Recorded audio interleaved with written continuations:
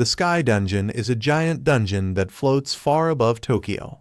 Many hunters have died there, but for a special reward, if one were to clear it, it would fulfill one wish, no matter what.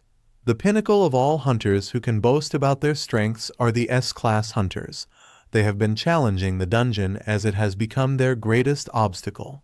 The mid-boss has such powerful attacks and assaults them. The S-rank hunter, Akabe Meguru, expected the mid-boss to be strong because it was in the strongest dungeon. However, he grabs his sword, knowing that the mid-boss's monster level is nothing. He runs towards the monster, but before he can get closer, it screams in anger and launches itself at him to attack. Fortunately, he avoids it. He attacks it while passing behind it, then stops to avoid the monster's attacks. He realizes that it will work at his current range, so he activates his power and gathers it in his hands while looking at the monster in front of him. The monster swings its body to attack him, but he bends down in time to avoid it. He sees an opportunity and immediately releases his power from above to hit the monster's head. His attack pierces the monster's head, making it collapse on the ground. He turns around to leave while the monster behind him turns into ashes and his comrades cheer on his victory. Later, they are resting near the bonfire they made.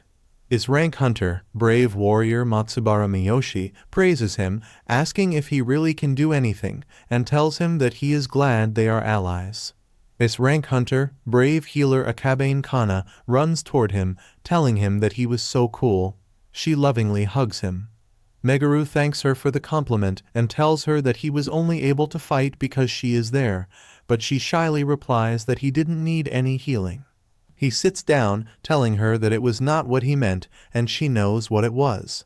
She sits down next to him and leans her head on his shoulder, and he pats her head lovingly. 3 years ago, Meguru was bitten by a wolf and thrown away. Fortunately, he was caught by Kana and his parents. While the wolves were looking at them hungrily, his father swings the pipe he is holding to make the wolf scared, but the wolves just come closer to them, gazing at them hungrily. Meguru wonders what he should do, but his father orders him to take Kana and get out of there. He is surprised at his father, wondering what he is talking about. Meguru knows that he can't just leave them there and run away. Also, he is even an awakened one, so he should be the one fighting. But his father just asks him if he did not hear him and tells him to go. He walks forward, shouting that he'll fight, but his father just pushes him back, surprising him. His father blocks the wolf's attack using his pipe, while telling Meguru that it was his order as the head of their family. He is surprised, but his father tells him to cool his head and look at Kana. His father tells him that he'll protect his mother and he'll protect Kana. He looks behind them and sees that there are no monsters behind them. He tries to protest, telling his father that even if he ordered him to. Suddenly, his mother grabs his hand and begs him to listen to his father. His mother also tells him that the worst thing a child can do is to die before their parents, making him sadly stunned while looking at his mother's face. But he understands that he can't hold his own against the monsters as he is now. His mother and father have made up their minds, and he knows that it was the very last thing he can do for his parents, so he has to do it. He tells his parents that he got it. Then he hugs Kana, telling his father that he'll leave his mother to him and he'll take care of Kana. His father, with his mother surrounded by wolves, smiles at him and tells him that he's counting on him. Slowly, his father's smile fades and he shouts at him to leave. He immediately grabs Kana's hand and runs to the back where there are no monsters. He knows that he's not alone and that he has someone to protect. That is why he can fight. He praises his allies. Good job, and tells them that they'll set up their camp there for today. Miyoshi replies that the monsters have stopped showing up after they took down the floor boss. Then they set up their sleeping camp to rest for the day. That if he dared to challenge the dungeons again, they would ensure his death this time. Ignoring the warning, Meguru boldly declared that he would defeat the dungeon masters and bring peace to the world. The men scoffed at his ambition, but Meguru remained undeterred. With determination burning in his eyes, he vowed to surpass his limits and fight for justice. As Meguru and Kana left the hospital, he felt a newfound sense of purpose coursing through his veins.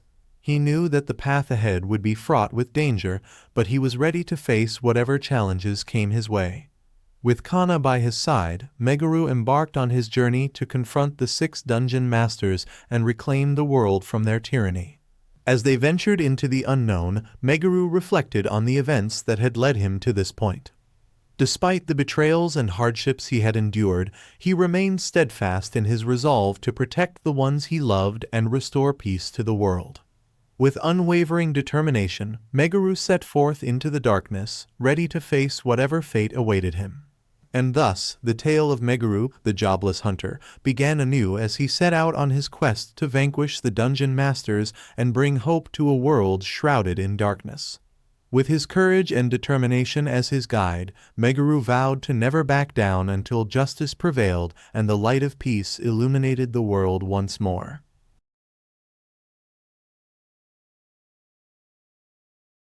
As Meguru and Kana emerged from the depths of the dungeon, the weight of their recent trials hung heavy in the air. The echoes of battle still reverberated in their minds, and the memory of their fallen comrades lingered like a shadow. Yet amidst the sorrow, a glimmer of determination burned bright within them, fueling their resolve to press onward. With each step they took, Meguru and Kana found themselves drawn further into the labyrinth of destiny. The path ahead was fraught with peril, but they marched forward undeterred, their hearts beating in unison with the rhythm of adventure. As they ventured forth into the unknown, the world unfolded before them like a tapestry woven with threads of mystery and wonder. From towering mountains to verdant valleys, every corner of the land beckoned with promise, offering glimpses of the treasures that lay hidden beneath its surface. Yet amidst the beauty of their surroundings, danger lurked in the shadows, waiting to test their mettle and challenge their resolve. But Meguru and Kana faced each trial with courage and determination, their spirits unyielding in the face of adversity. Along the way, they encountered a myriad of allies and adversaries, each leaving an indelible mark on their journey. From wise sages to fierce warriors, every encounter shaped their path and guided them closer to their ultimate destiny. But amidst the chaos of their adventure, one truth remained constant.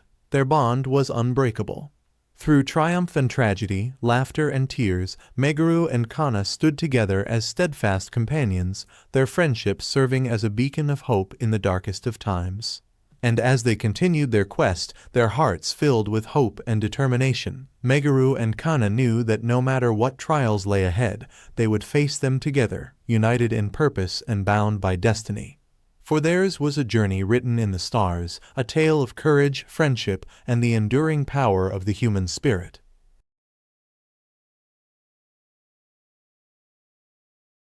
They weren't real creatures and wouldn't cause any lasting harm to the examinees. Meguru nodded in understanding, mentally preparing himself for the challenge ahead. As the exam commenced, waves of monsters poured forth from the room behind the instructor, their ferocious roars filling the air.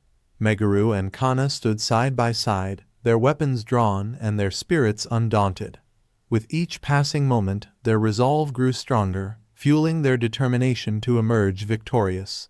Together, they fought with skill and precision, their movements synchronized as if they were dancing to a deadly rhythm.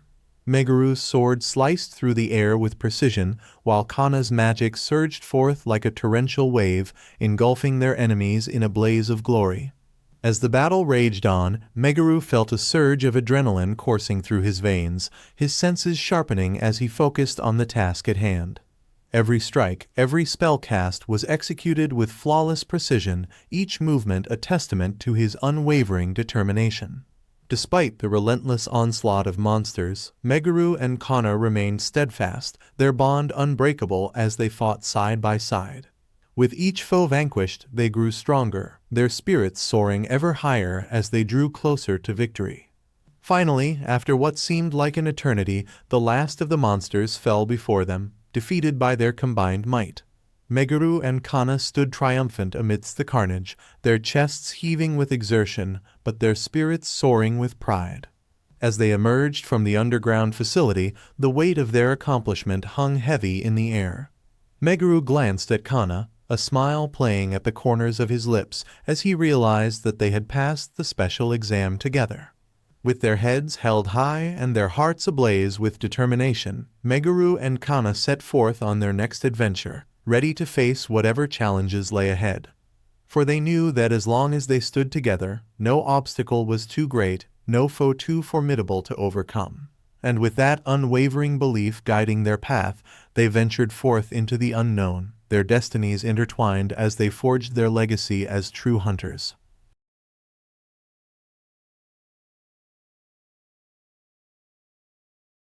Standing before the guarded room, Meguru couldn't shake off the feeling of unease that gnawed at him. The two men in suits gestured for him to enter, their expressions unreadable. With a sense of trepidation, he stepped forward, his heart pounding in his chest. As he entered the room, Meguru was greeted by a sight that left him speechless.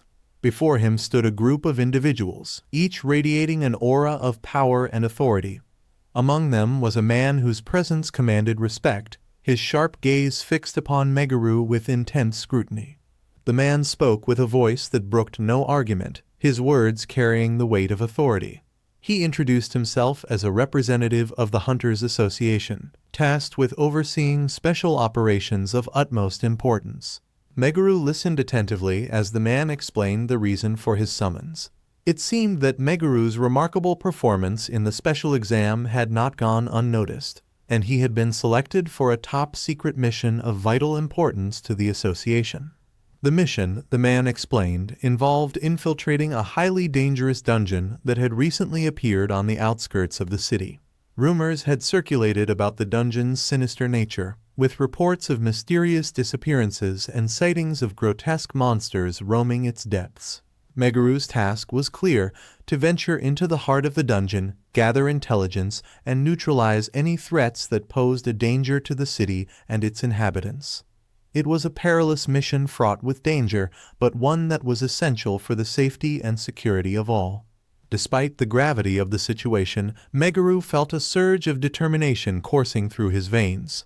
He knew that this mission was his chance to prove himself, to show the world what he was truly capable of. With a firm nod, he accepted the challenge, steeling himself for the trials that lay ahead. As he prepared to embark on this new adventure, Meguru couldn't help but feel a sense of excitement tinged with apprehension.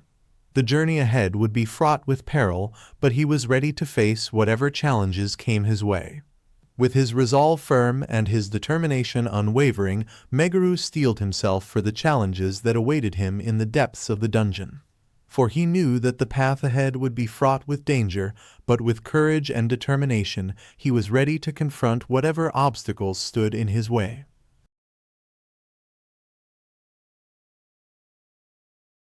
She realized that it was the charm Meguru had given her earlier, and she quickly understood its significance.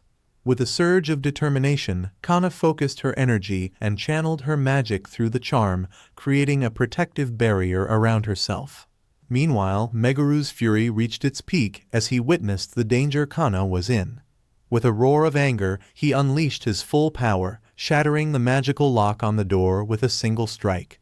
The old man's smug expression faltered as Meguru stormed towards him, his eyes burning with righteous fury.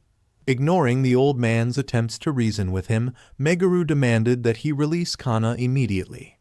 The old man hesitated for a moment before reluctantly complying, ordering his men to untie Kana and release her from captivity. As Kana rushed into Meguru's arms, relief flooded through him. He held her tightly, vowing to protect her no matter what. With Kana safe by his side, Meguru turned his attention back to the old man, his resolve unwavering. In a voice filled with steely determination, Meguru declared that he would never forgive the old man for what he had done. With a swift motion, he grabbed the old man by the collar, his grip tightening with each passing moment. The old man's facade of calmness cracked under Meguru's intense gaze, his eyes betraying a hint of fear. Realizing that he was no match for Meguru's strength and determination, the old man relented, promising to make amends for his actions. With the crisis averted and Kana safe once more, Meguru felt a sense of relief wash over him. As they left the room together, he knew that their ordeal was far from over. But with Kana by his side, he was ready to face whatever challenges lay ahead. As they emerged from the underground facility, Meguru and Kana were greeted by the warm rays of the sun, a symbol of hope and renewal. Hand in hand, they walked away from the building, their bond stronger than ever before. With their hearts united and their spirits unbroken, Meguru and Kana knew that no matter what trials awaited them in the future, they would face them together, ready to overcome any obstacle in their path. And as they looked towards the horizon, they knew that their journey was far from over.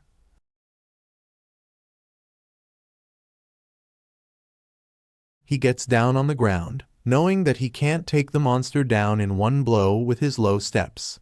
He casts his power once again, knowing that it can't be helped. The monster emerges from the underground and tries to grab him, but fortunately, he avoids it. It breaks the ground he was standing on, but he knows he has to stop it from moving. So he swings his sword and slices off the monster's feet. It screams in pain, and he uses the opportunity to jump to its other foot. Then he slices off its other foot, causing it to collapse to the ground. Then he readies the spell he cast earlier was to make himself airborne. He jumps to the top of the monster. Then he notices sharp ice crystals on top of them. He turns around in the air while the monster behind him opens its mouth to bite him. He uses his magic to cut off the sharp crystals. They fall on the monster's head, piercing through its head. He gets down behind it, and it collapses to the ground dead. As he walks away, Kana and the others are surprised to witness that he really took the monster down by himself. Hana tightly holds his weapon, sensing something. After defeating the boss, it emits a light and releases something in front of them. His attack increases by 15, attack speed by 12, magic attack by 13, magic speed by 11, defense by 7, and magic resistance by 7. He looks at his body, realizing that everything on him has increased by 5, and the XP efficiency is really the biggest advantage of being jobless. Kana tells him that she knows he isn't the same Meguru from before. Wordly, he wonders if Kana has figured out that he is a different person. He turns around and asks Hana what she's talking about, but she tells him not to try to trick her and that there's no way he could have grown so much stronger in such a short amount of time. She also tells him that there is definitely something off, and he has been hiding how strong he was all this time. He tries to explain to her, but Kana sadly asks him why he's been hiding it, and if they aren't friends. He pats her head and tells her that he trained in secret because he wanted to protect her. It's what he truly feels, and he swears that he will never let something like that happen again. Then he tells Hana that they should get out of there and report to the association. Later, at the Shinjuku Branch Hunter Association, they are at the desk, and the lady asks them to confirm if they are saying that the boss of a C-rank dungeon was defeated by a single jobless hunter, and that it was a boss that killed 2D rank adventurers. The girl with them replies that it's true, and they saw it with their own eyes. The man at the desk tells them that it's just unbelievable, and it would make more sense if they stabbed those two in the back after the boss was defeated or something. He realizes that they don't like the fact that a jobless hunter defeated the boss on his own. Kana tells the man that they would never do something like that and urges him to tell them too. Meguru tells them that the two competent hunters lowered their guard in the dungeon, and if he can be honest for a moment, he tells them that it's disrespectful to the dead. The man and the lady at the desk are stunned in fear. The man at the desk laughs fearfully until tells them that it's not what he meant. He walks away telling the people at the desk that if they won't believe it, they should just record it as the four of them working together to take the monster down. Kana looks angrily at the people at the desk and runs to catch up with him. Then they see a man enter the building. The man is the branch chief of the Hunter Association. He looks at Meguru and notices a powerful aura behind him. His gaze is fixed on Meguru when the lady at the desk calls him Wordly. The chief glares at Meguru and wonders who he is. Kana calls him and asks if it's really okay for them to have left it like that. He replies that he doesn't care about getting the credit. Kana smiles and holds Meguru's hand, realizing that he's really the same Meguru he knows according to Izumi's memories. Kana and he should live there, and they were next-door neighbors. Later he lies on his bed looking at his phone and realizing that it's a modern smartphone. He thinks about how much everything has changed while scrolling through his phone. He stops when he notices the news about Matsubara Miyoshi. His expression changes as he remembers how Miyoshi betrayed him and mocked him. He smiles, closes his phone, sits down on his bed, and tells Miyoshi that he's overjoyed to think that they could reunite so soon. Meanwhile, in China, Miyoshi asked the man if he had just said that the other dungeon masters had been slowing down. Butler replied yes. Miyoshi smiled and remarked that after 100 years, it seemed like it was finally time. He then extinguished his cigarette and informed the man that he was heading out. The butler bowed and humbly requested Miyoshi to take the utmost care. Miyoshi assured the butler not to worry and said, "Who do you think I am?" He introduced himself as one of the 6 heroes, Matsubara Miyoshi, and instructed the butler to be in charge during his absence. 100 years ago, Miyoshi became the manager of an S-rank dungeon and conquered all of China with its power. However, in order to expand his territory further, he needed to conquer Japan before his rivals beat him to it. He opened his phone and ordered the person on the other line to start gathering the troops immediately. He then warned the person that if he failed, he knew the consequences. The next day, in the Hunters Association, he approached the lady at the desk and asked if she had any job requests. The lady replied that he was an F-rank jobless hunter. Knowing that hunter recruitment emphasized rank and job, he understood that it was tough to get requests with his current stats. Nevertheless, hunters had no choice but to clear dungeons to become stronger. He told the lady that he didn't mind how far away the dungeon was and asked if she couldn't find something for him. However, the lady explained that if he wanted a better job, he needed to raise his rank first. Chana, filled with frustration, told the lady to stop playing games and demanded to know how Meguru could raise his rank if he couldn't clear any dungeons.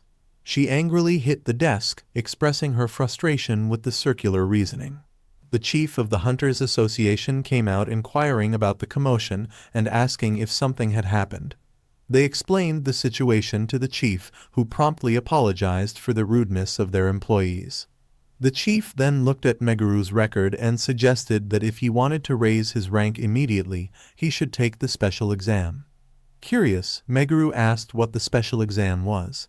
The chief explained that every month the hunter's skill exam was held in an underground facility, and passing hunters would rank up regardless of their current rank. It was a tough exam. As Meguru and Kana delved deeper into the dungeon, they encountered a variety of monsters, each presenting its own set of challenges.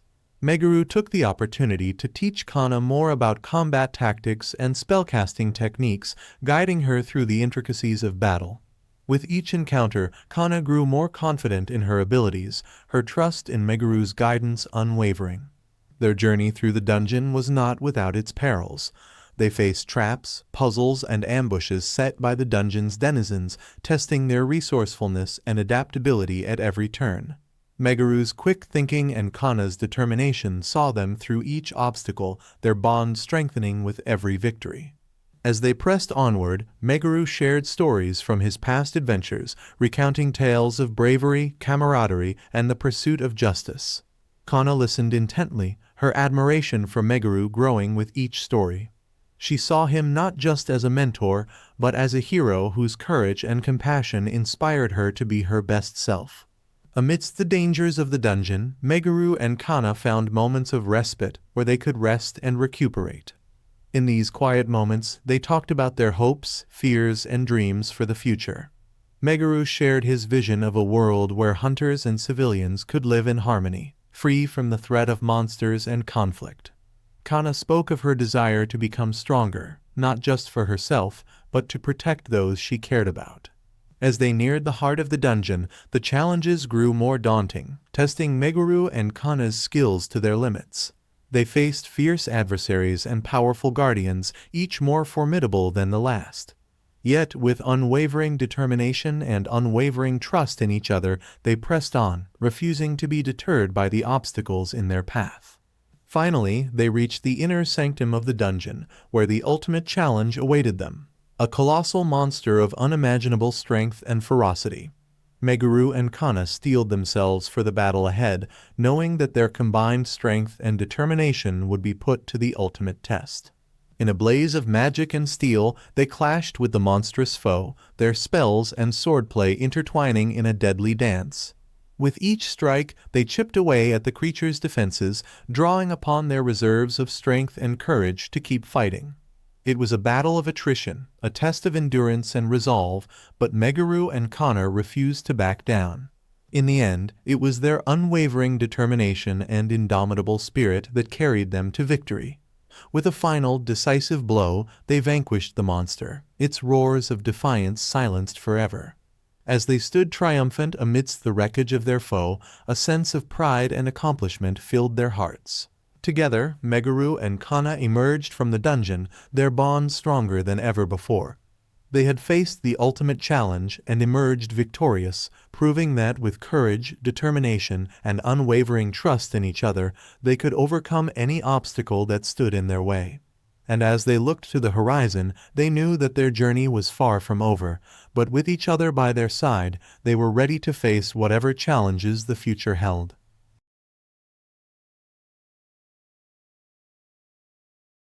As Meguru and Kana navigated through the dungeon, facing increasingly formidable challenges, Meguru couldn't shake the feeling that his current strength was still inadequate for achieving his ultimate goal of revenge.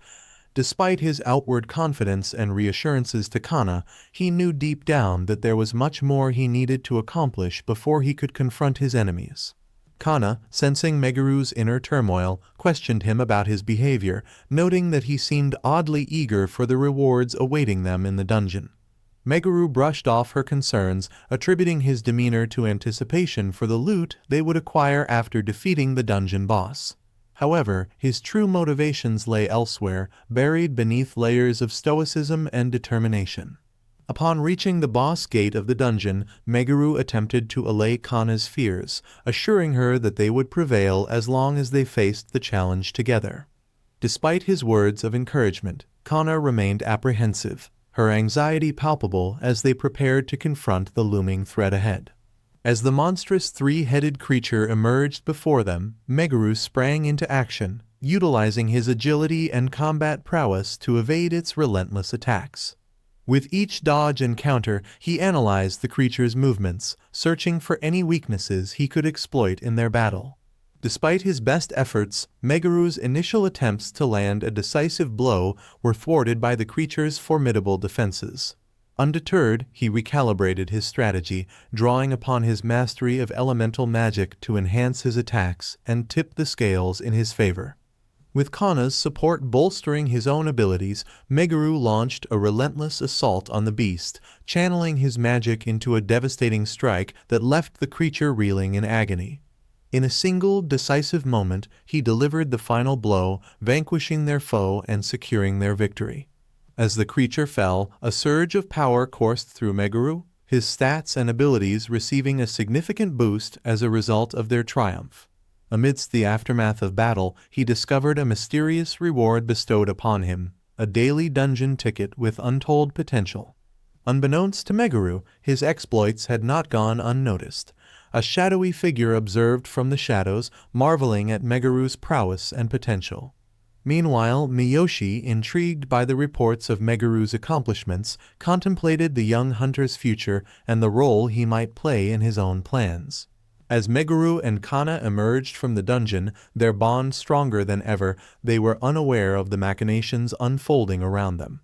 Little did they know, their actions had drawn the attention of powerful forces, setting into motion a chain of events that would shape their destinies in ways they could scarcely imagine.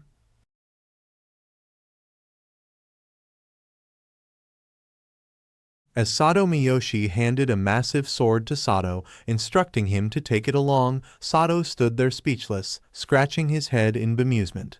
He muttered a resigned response, indicating that he had little choice in the matter. Meanwhile, back in Meguru's apartment, he took out the dungeon ticket while Kana slept peacefully nearby. Studying the ticket, he pondered its function, realizing he hadn't shown it to Kana yet. Curiosity gnawed at him as he wondered how the ticket operated and what mysteries it held. Upon activating the ticket, Meguru found himself transported to an unfamiliar dungeon, its layout and exit shrouded in mystery. A sudden appearance of a system prompted him to embark on a daunting daily mission, battling hordes of monsters with increasing intensity. With each victorious encounter, Meguru's mission progress surged, his skills and determination propelling him forward. But as he reached the pinnacle of his daily mission, a formidable boss emerged, testing his resolve and combat prowess. Undaunted by the boss's intimidating presence, Meguru engaged it in battle, unleashing a barrage of attacks fueled by his elemental magic. With precision and skill, he vanquished the boss, reaping the rewards of his triumph. As the system presented him with his prize, a daily dungeon ticket fragment and a potent potion, Meguru's body began to fade, signaling his return to reality. Back in his apartment, he marveled at the ticket's resilience, realizing it remained in his possession even after use. The next day, as Meguru and Kana strolled to the Hunters Association, they attracted attention from curious onlookers. Unfazed by the scrutiny, Meguru approached two men who seemed to recognize him, only to be met with a hasty retreat. Later, at the Hunters Association, Meguru received a designated request, apparently catching the attention of a certain individual named Sato. Arriving at the designated location, Meguru encountered Sato and two others, with Sato expressing admiration for Meguru's reputed strength. As they ventured into the dungeon, Meguru's prowess in battle earned him accolades from Sato, who suggested leaving the weaker members behind for loot retrieval. Grateful for the XP bonus from tackling a higher-ranked dungeon, Meguru continued to demonstrate his prowess, burning through waves of monsters with ease. But as they approached the gate of the A-rank boss, Meguru questioned Sato's motive for inviting him to the party. In a surprising turn of events, Sato's demeanor shifted, and he swiftly brandished his sword, revealing a hidden agenda that caught Meguru off guard. With tensions rising and uncertainty looming, Meguru braced himself for the challenges that lay ahead, knowing that each encounter brought him closer to uncovering the truth behind Sato's enigmatic intentions. As the video came to a close, viewers were left on the edge of their seats, eagerly anticipating the next installment of Meguru's thrilling adventures.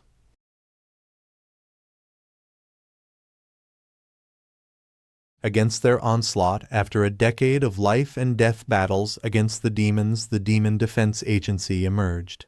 The DDA discovered that there are unique demons called aberrants. They harnessed the demon cores of aberrants to create special weapons called Imperium. Because of that, they were able to fight the demons with the arrival of Imperiums. Came Defenders and elite DDA soldiers capable of wielding them. Defenders are the backbone that protects humanity from demons, but who protects them? Many helicopters were active in the sky, while Atlas, the DDA defender, was on the run. The police were trying to catch him while he's still running in the alley, wondering how did it end like that. Atlas have been fighting demons for years, so no one would have to endure the pain that he suffered, but that whole time he realized that he was nothing but a pawn for the Demon Defense Agency, so he decided that whatever it takes, even he have to do it alone. He'll find the truth. One of the policemen reports that they lost Atlas, but the other policeman said Atlas couldn't have gone far, so they should keep looking, and they should remember who they're dealing with, so nobody should confront Atlas alone. Then the policemen on the street order the citizens to return to their homes immediately because it's not safe there, to which the citizens are confused on the other hand, Atlas, who's at the top of the building looking at the cops, thinks first they attack him in the middle of the night, then chase him through the city, so he can't trust the DDA anymore. One of the policemen asks how did Atlas escape, because there is only one way out. But his comrade tells him not to underestimate the power of the shadow swords, because with Imperium Atlas can slip in and out of the shadows. It will then the policemen ask why they after Atlas, and if isn't he the agency's strongest defender. His comrade responded that Atlas finally succumbed to his Imperium's demonic energy, and that's why he never trusts any defenders, because they all go bad eventually. The policemen ask what he did mean to succumb to Imperium. Suddenly someone walks toward them, and when they look back, they saw Sasha. Sasha is also DDA defender then. Sasha asks the policeman what are they doing, and if shouldn't they be searching like everyone else. The man responded that he just explaining how Atlas lost his mind and attacked the DDA headquarters, to which Sasha asked if she heard him right. The man said Atlas has more confirmed demon kills than anyone in the history of the DDA, while his comrade was in fear behind him. But the man still said everyone says Atlas was always more of a demon than a man, and it's only a matter of time before his Imperium overwhelmed him. Sasha glared at the man angrily. On the other hand, Atlas, who heard everything, thinks no one would believe him if he told them the truth or where demons really come from. Suddenly, Sasha angrily tells the man to shut up and said Atlas risked his life for years to protect that city and he would never have given into his Imperium. Atlas was shocked. Then Sasha pinned the man to the wall and tells him that he doesn't know anything about Atlas and he wouldn't have attacked the DDA. If he did, there wouldn't be anything left. Sasha also tells the men that there's something the DDA isn't telling them. Then she let go of the men and walks away angrily. While thinking she just needs to talk to Atlas, the man angrily asks what's the point of defending Atlas when he's been a lost? 'Cause ever since he let his wife die, that made Atlas stun. Then he remembers when they were kids, Rachel was the only one who really understood him. Then the kid named Jason said he was going to be the greatest defender one day and he have the strongest Imperium so everyone will respect him just like his dad. Rachel said Jason is predictable and just wants to look cool. Then she asked Atlas what about him, which made little Atlas shocked and responded that he doesn't have one. Rachel said he sure does, because everyone dreams of something, but Atlas shyly said all he wants is to have fun and hang out with them. Jason said it doesn't count because it has to be something awesome and legendary, but Rachel said she like it and tells Jason that he was just jealous and she thinks it's a great dream and that's what she want too. Then they start to walk in high school. The man said it was not their fault, he was such a bad defender, and how could he expect to protect people from demons when he couldn't even save himself? But Atlas, who's injured, tell the men that they don't understand anything about Jason's death. The man tells Atlas to give up because it's 3 against 1, but Atlas responded that he's not going to stop until they apologize for what they said. Then he punches the man's face, but the man punched him back. Still he punched back again at home after Atlas knows that Rachel was the only one who took care of him. Rachel tells him that he can't keep getting into a fight because they're going to kick him out of school if he keeps it up. Then she presses the ice at Atlas's face while telling him that she just wants people to see him the same way she does. Atlas responded that it was not his fault because they were making fun of Jason's dad, but Rachel angrily tell him that he can't protect everyone and he should let Jason stand up for his family. Atlas said she and Jason are his family. Then Atlas look at Rachel's shy eyes and lean closer to her, then kiss her. Everything was how it was supposed to be and he thought he could live in his dream forever, but the reality is never so kind. The monster said Atlas in Rachel's house on fire. A few hours later, policemen and firemen tried to put out the fire while Atlas tried to get off at the police who were holding him because his wife is still inside, but the policeman said it was too late and there was nothing he can do.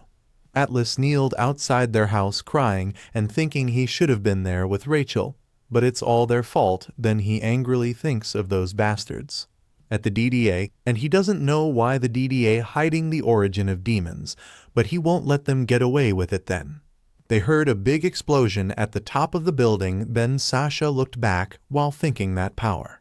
Then she twirls her weapon while wondering if Atlas was up there that whole time. Then she uses her weapon on the ground to jump toward the building. Then she landed on the top of the building while thinking that Atlas always trying to take on everything by himself, but she have a feeling he'll need her help. She look around, but she can't find him. Then she uses her weapon to jump to another building while thinking wherever Atlas going she'll catch up to him. Meanwhile, in some building, the man who's looking at the window tells the other man that he was sloppy to let Atlas see one of the experiments and he should have known it Would take more than Cyrus and Kelly to capture Atlas. Then the man angrily asks how will he rectify the mess he has made. The man angrily apologizes and said he'll kill the Shadow Boy himself and bring him his head, but the man slaps him and asks him if he's stupid because Atlas must be kept alive. Then the man angrily tells him not to let his mistake get in the way of his plan and orders him to bring Atlas to him because is certain that Atlas is the one he has been waiting for. Meanwhile, in the alley, Atlas was running away while calming himself and assuring himself that revenge can wait. He also thinks that whatever happens he has to get out of the city before Sasha and Jason get wrapped up in his situation. Then he saw an open alley, realizing that the bridge will be just up ahead, but when he gets out, many policemen were pointing a gun at him, and the chief said he's wanted for an attack on the DDA headquarters and the murder of defenders Cyrus and Kelly. Atlas angrily clenches his teeth, knowing that he can't afford to waste time there. The chief said he have been corrupted by his Imperium. Then he orders Atlas to come with them willingly and stand trial for his crimes, but Atlas said he's the one who was attacked. The DDA is lying to them, and they're lying to all of them. The chief angrily asks him if he's trying to say he didn't kill Creus and Kelly, so if is truly innocent, then he has nothing to fear and stand down. Atlas was silent for a moment and said it's not so simple, so none of them understand what they're getting themselves into. The chief angrily said if that all he have to say, then they have nothing more to talk about. Atlas activate his Imperium while saying he's not in a good mood, and he promises them that they don't want to get in his way, to which the officers fear and wonders if they're really going to fight against Atlas, but the chief order them to prepare to fire. Atlas closes his eyes and holds his swords tightly while thinking if they refuse to listen, he'll just have to show them. Then he looks at the DDA officers angrily. Flashback, the scientist tells Atlas that he has passed the mental and physical exams without exception, and the higher-ups have instructed him to give him a chance to bond with an Imperium, but he warns him because out of all the youngsters like him who have attempted the experiment, only a few made it. So before he decides that he really want to become a defender, they should make sure that they're on the same page. The scientist also tells him, as they know they had their hands full when the demon first appeared 40 years ago, and they're just beginning to understand their basic features and abilities, but then a totally new type of demon emerged. Then the scientists showed something and explained that those demons have unique identities and their power is on a completely different level, and they called them aberrants. Many agents lost their lives defeating the first aberrant demons. However, their sacrifice led to the DDA's greatest discovery, and it was the demon course. Extracting the core of aberrant demons allowed them to create special weapons called Imperium, and by bonding with those empowered weapons, their most elite soldier finally became an even match for the demons. But it's no exact science. Then the scientists showed 3 different cores while saying defenders use Imperiums to harness the power of aberrant demons, but as his friend Jason knows, they are extremely dangerous tools, so if is not compatible with the Imperium he chooses, it will reject him. Even if he manages to bond with it, the Imperium will constantly try to corrupt him with its demonic energy. The scientist also said the 3 cores he sees there represent the Imperiums that he can choose from in order to become a defender. Then the scientist asks if his shore is ready. Atlas pointed at something and said he choose it, but Jason asked him if you want to think it through a little more, because it was such a big decision, the scientist said. Atlas sounded confident, and it's better that he doesn't second-guess himself, but Jason fearfully said Atlas choose the Shadow Demon's core, and that's the strongest demon the DDA has ever faced. With an Imperium like that, the chances of eventually becoming corrupted are too high. Then Jason put his hand on Atlas's shoulder, who was looking at the Shadow Demon core, while saying he knows how hard he has worked to get there, but no one who's tried to wield the shadow swords has survived, and he doesn't have to take that risk. But Atlas just smacked his hand away and responded that he won't understand because he has an Imperium, and he already gets to make a difference as a defender. Jason angrily tells him that he knows how important That is to him, but he knows what happened to his father. Also, he brought him into the DDA, and if he gets corrupted like his father, they'll have to kill him, so he shouldn't make him go through that again. Atlas tells Jason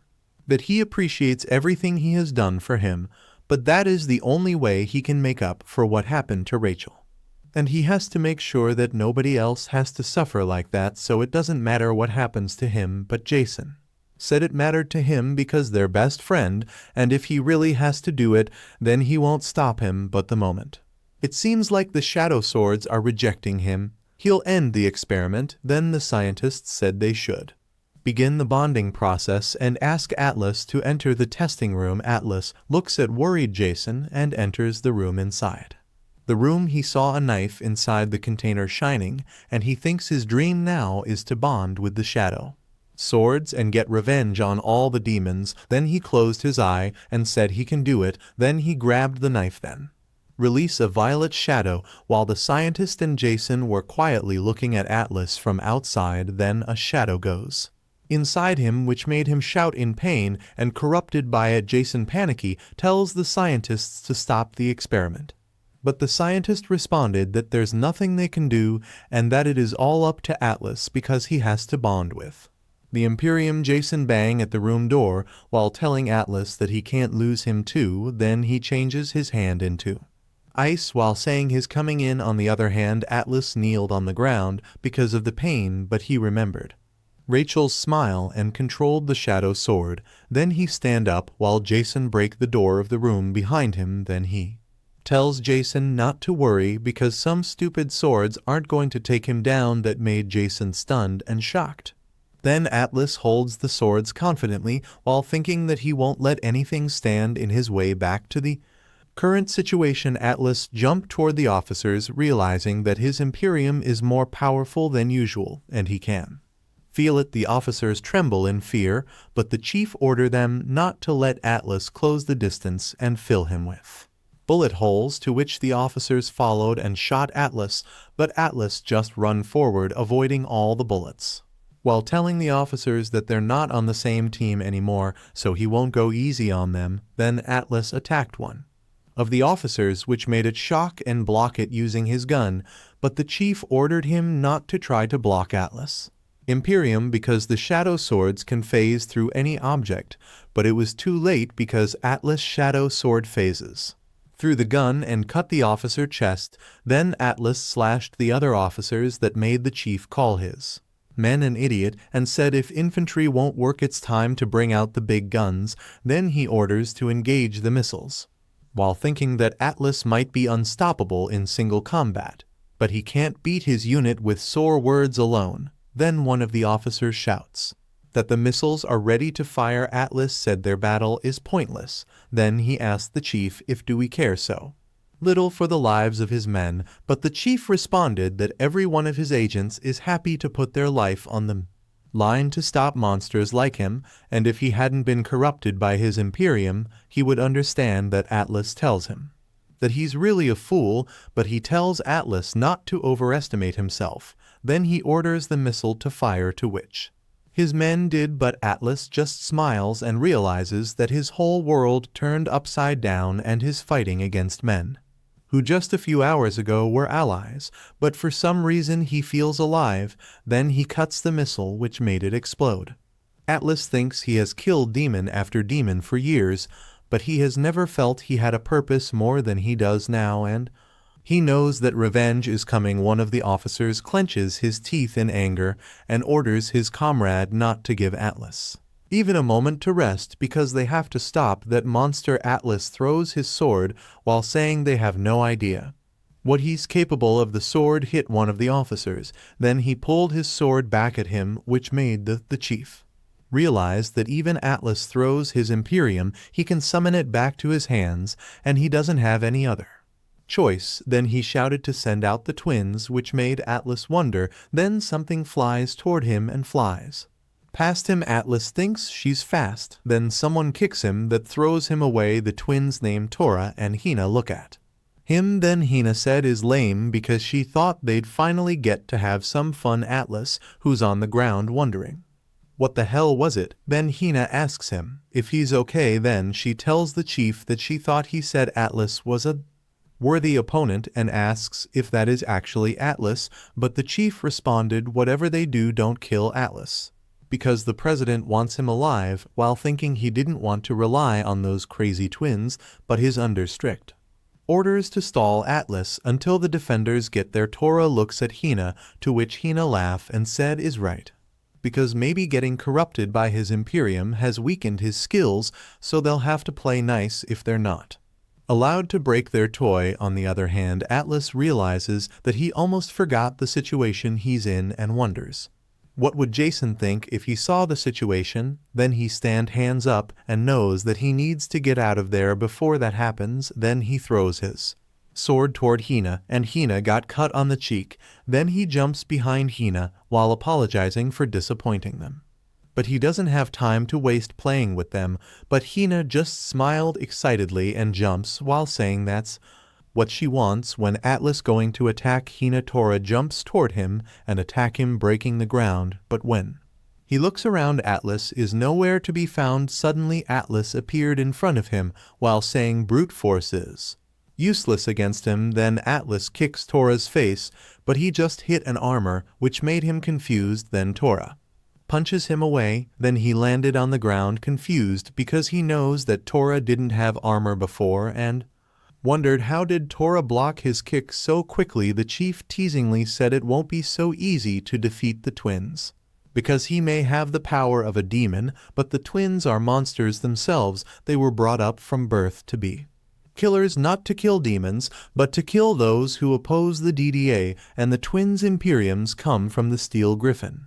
Because of their condition, upbringing, and uniquely similar DNA, they developed the ability to bond with the same demon core. Tora can manifest the Steel Griffin's metal feather in strength, while Hina can manifest the Steel Griffin's bestial vision and talons. Hina said seem like her big brother is finally taking Atlas seriously, but she can't let her brother steal all the fun. Then Hina tells Atlas that she hopes he did not disappoint them. Then she jumps toward Atlas, but Atlas thinks he has never heard of those twins before. Then he pointed one of his swords at Tora and the other one at Hina, while realizing that he used to keep his head down and not ask any questions about the DDA. But that's a luxury he can't afford anymore. Atlas knows that he needs to separate the twins because they're annoying. Then Hina attacks him using her sharp claws while he's planning to figure out how the twins' Imperiums work.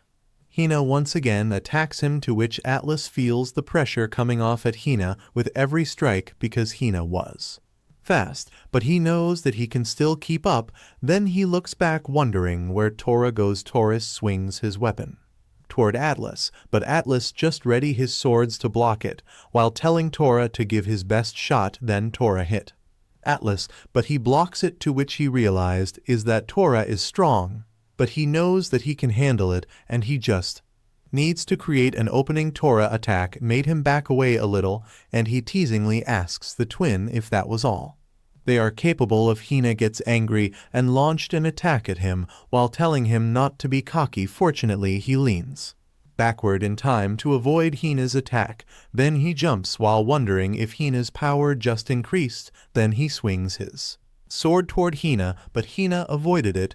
Then he angrily raises his sword while telling the twin to get out of his way, but Hina just looked at him angrily, to which made him confused. Suddenly Tora attacked the ground toward Atlas, which made the ground breaks, but Atlas jumped, avoiding it in time. Then he landed on the unbroken ground, realizing that Hina eyes went back to normal. He felt an eruption of demonic power from Tora. Tora jumped toward him ready to attack. That made him surprised and wonder how Tora closed the distance already. Then Tora attacked him, which made a loud destruction, but once again he avoided it, realizing that Tora's ability is currently different and he would be dead if he took one of those hits head on, as he did earlier. Hina happily runs toward him to attack. Atlas was confused then. Hina attacked him and cut his cheek, while he finally realized that the twins' Imperiums are linked. On the other hand, the chief who's helping his injured men said finally Atlas, who's a corrupted bastard, isn't as strong as he thinks he is, and after he captures him, he'll surely get promoted. Atlas, who had a cut on his face, tells the twins that they're really starting to piss him off. Then he walks toward the twin, asking them why don't they take the fight up a notch too. Which Tina asked him back if he is really sure about it, because it looks like he has already bitten off more than he can chew, but Atlas responded he's not.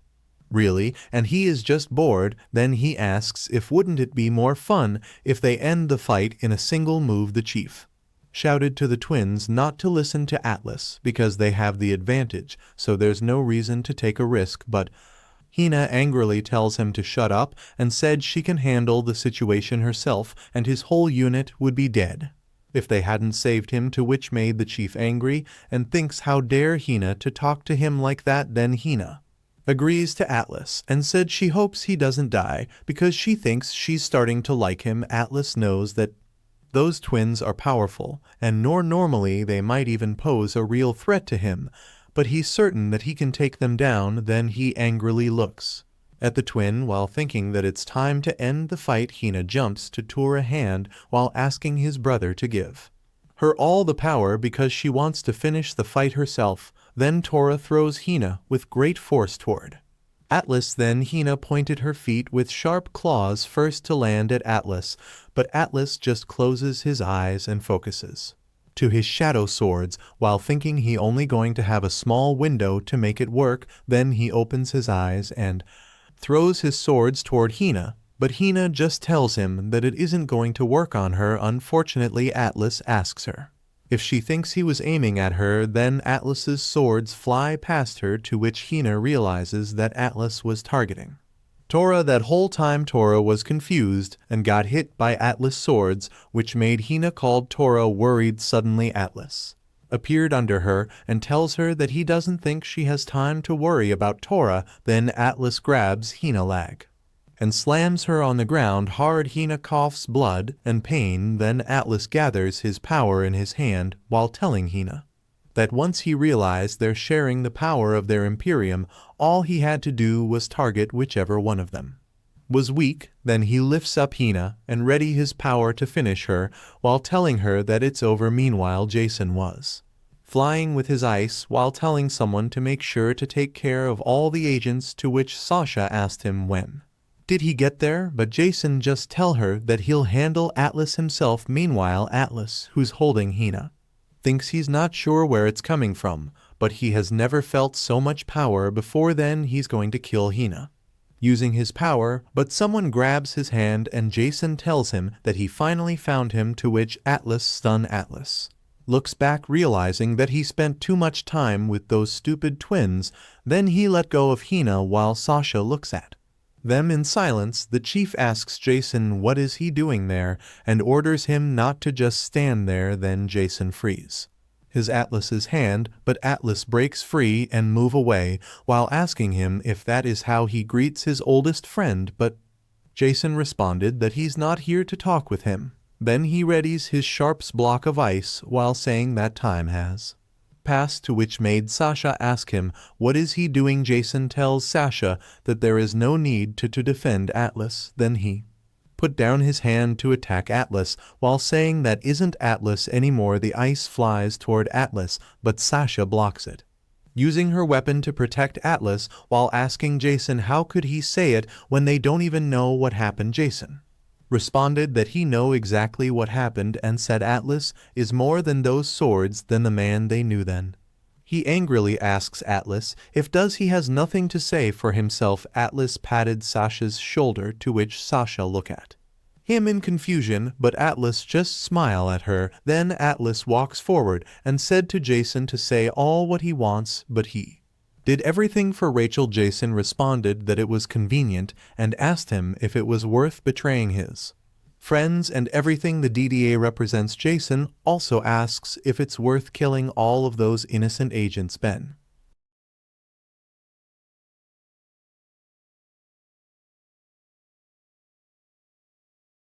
defends society and is not meant to rely on them.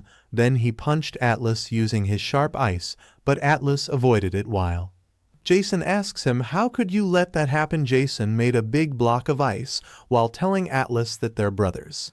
Then he hit Atlas using it while asking if he still remembers what happened to his father and how badly that hurt him.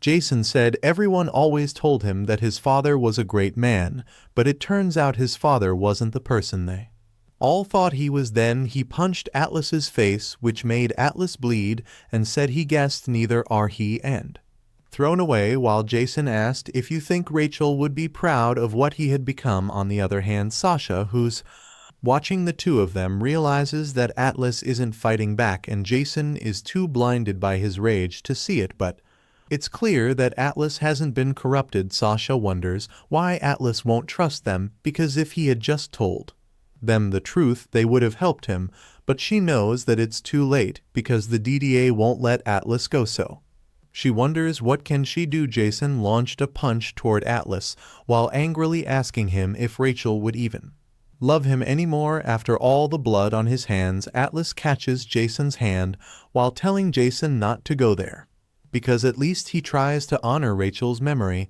but he turned on his father the moment the DDA said his father was corrupted. Then he asks Jason if that's all his love is worth. Then he throws Jason away. Jason attacks him using his ice while saying at least he doesn't live in some fantasy and out there in the real world he has to face reality. Sasha realized that the fight was getting bad. Atlas dodges Jason ice while Jason tells him that he is just like his father because he put up a front like his some noble hero, but on the inside all he cares about is himself. Then Jason attacks him continuously. Fortunately, he avoided it, while Jason saying no wonder they both got corrupted by his own selfish desires. Suddenly Atlas appeared behind Jason and asks him if that's really what he thinks. Then he slices Jason, but Jason avoided it. Then Jason flips to attack him, but Atlas jumps toward him while telling him that he rather believe in the DDA than his own best friend, which made Jason confused. Atlas kicks Jason in the stomach. Then Jason threw away Atlas, tells him that everything doesn't always fit perfectly into place and sometimes heroes don't wear capes and demons don't have horns and breathe fire, but Jason, who's injured on the ground, tells Atlas not to lecture him. Jason slowly stands up while saying that it's just an excuse he uses to justify doing whatever he wants and none of that matters anyways. Then he made a giant ice spear to attack Atlas while saying there's only one fate for defenders who have been corrupted that made Atlas shock. Then Sasha hit Jason using her weapon while telling him to stop. Then Jason collapsed on the ground. Then Sasha captured Atlas while Atlas told her that she didn't have to, but Sasha just walked toward him while saying they both acting like babies. Then she slaps Atlas and put a tracker on him, to which Atlas asks her what was the slap for. Sasha responded that it was what he get for being so selfish, and she no, that is hiding the truth in order to protect them, but clearly he was the one who needs protection. Sasha also said she can make decisions for herself, to which Atlas apologized and tried to say something, but Sasha let go of him while saying she had decided to let him go. Sasha said she don't know what happened, but she won't let the DDA get to him and she owe him that much, so he need to get out of there before it was too late. Suddenly someone speak, which made Atlas shock. Then a man with other DDA asks what they have there. Then the man walks toward them while telling Sasha that it looks like she was just untying Atlas. His swords move, to which he wonders what's going on with his Imperium because it's felt different and he can hardly control the energy. Then he looks at the man and realizes that because of him Sash is going to get in trouble, but Sasha just looked back at him and tells him not to worry and just follow her lead. Then Sasha tells the man who's their commander named Neil that she's happy he's there and Atlas has actually turned himself in, but Neil asks Sasha if she expects him to believe that after Atlas killed tens of agents. Sasha responded she said it's odd, but she asked what was there to complain about, because as far as she can see that makes their jobs a lot easier. Then she asks Neil to let her take Atlas back to headquarters and he can make Atlas's case to the judge, which made Neil angry. The chief tells Neil not to listen to Sasha because Atlas would never give himself up and he can't be trusted, but Neil tells the chief that a failure like him has no room to speak there. Then Neil tells Sasha that it's indeed a good turn of luck for them defender. However, Atlas will be coming with him because Atlas will be dealt with privately by the president himself, to which Sasha worried and asked him what he means because every criminal is supposed to be given a public trial, but Neil just tell her that the president's decisions are final. When Sasha tried to say something, Neil dismissed her. Atlas wonders if it's how it's going to end and if all the fighting and all the killing are what for, but he closes his eyes thinking that maybe it's better that way because he's tired. Then he apologizes to Rachel and thinks that at least they got to live their dream for a little while. Then he slowly stands up while asking Neil why he's taking him back to the president, when they both know he's not corrupted, and if isn't he just going to kill him anyways. But Neil responded that he's not going to kill him because they have much bigger plans for him. Suddenly his shadow sword releases a powerful aura, to which Atlas wonders why it's happening again.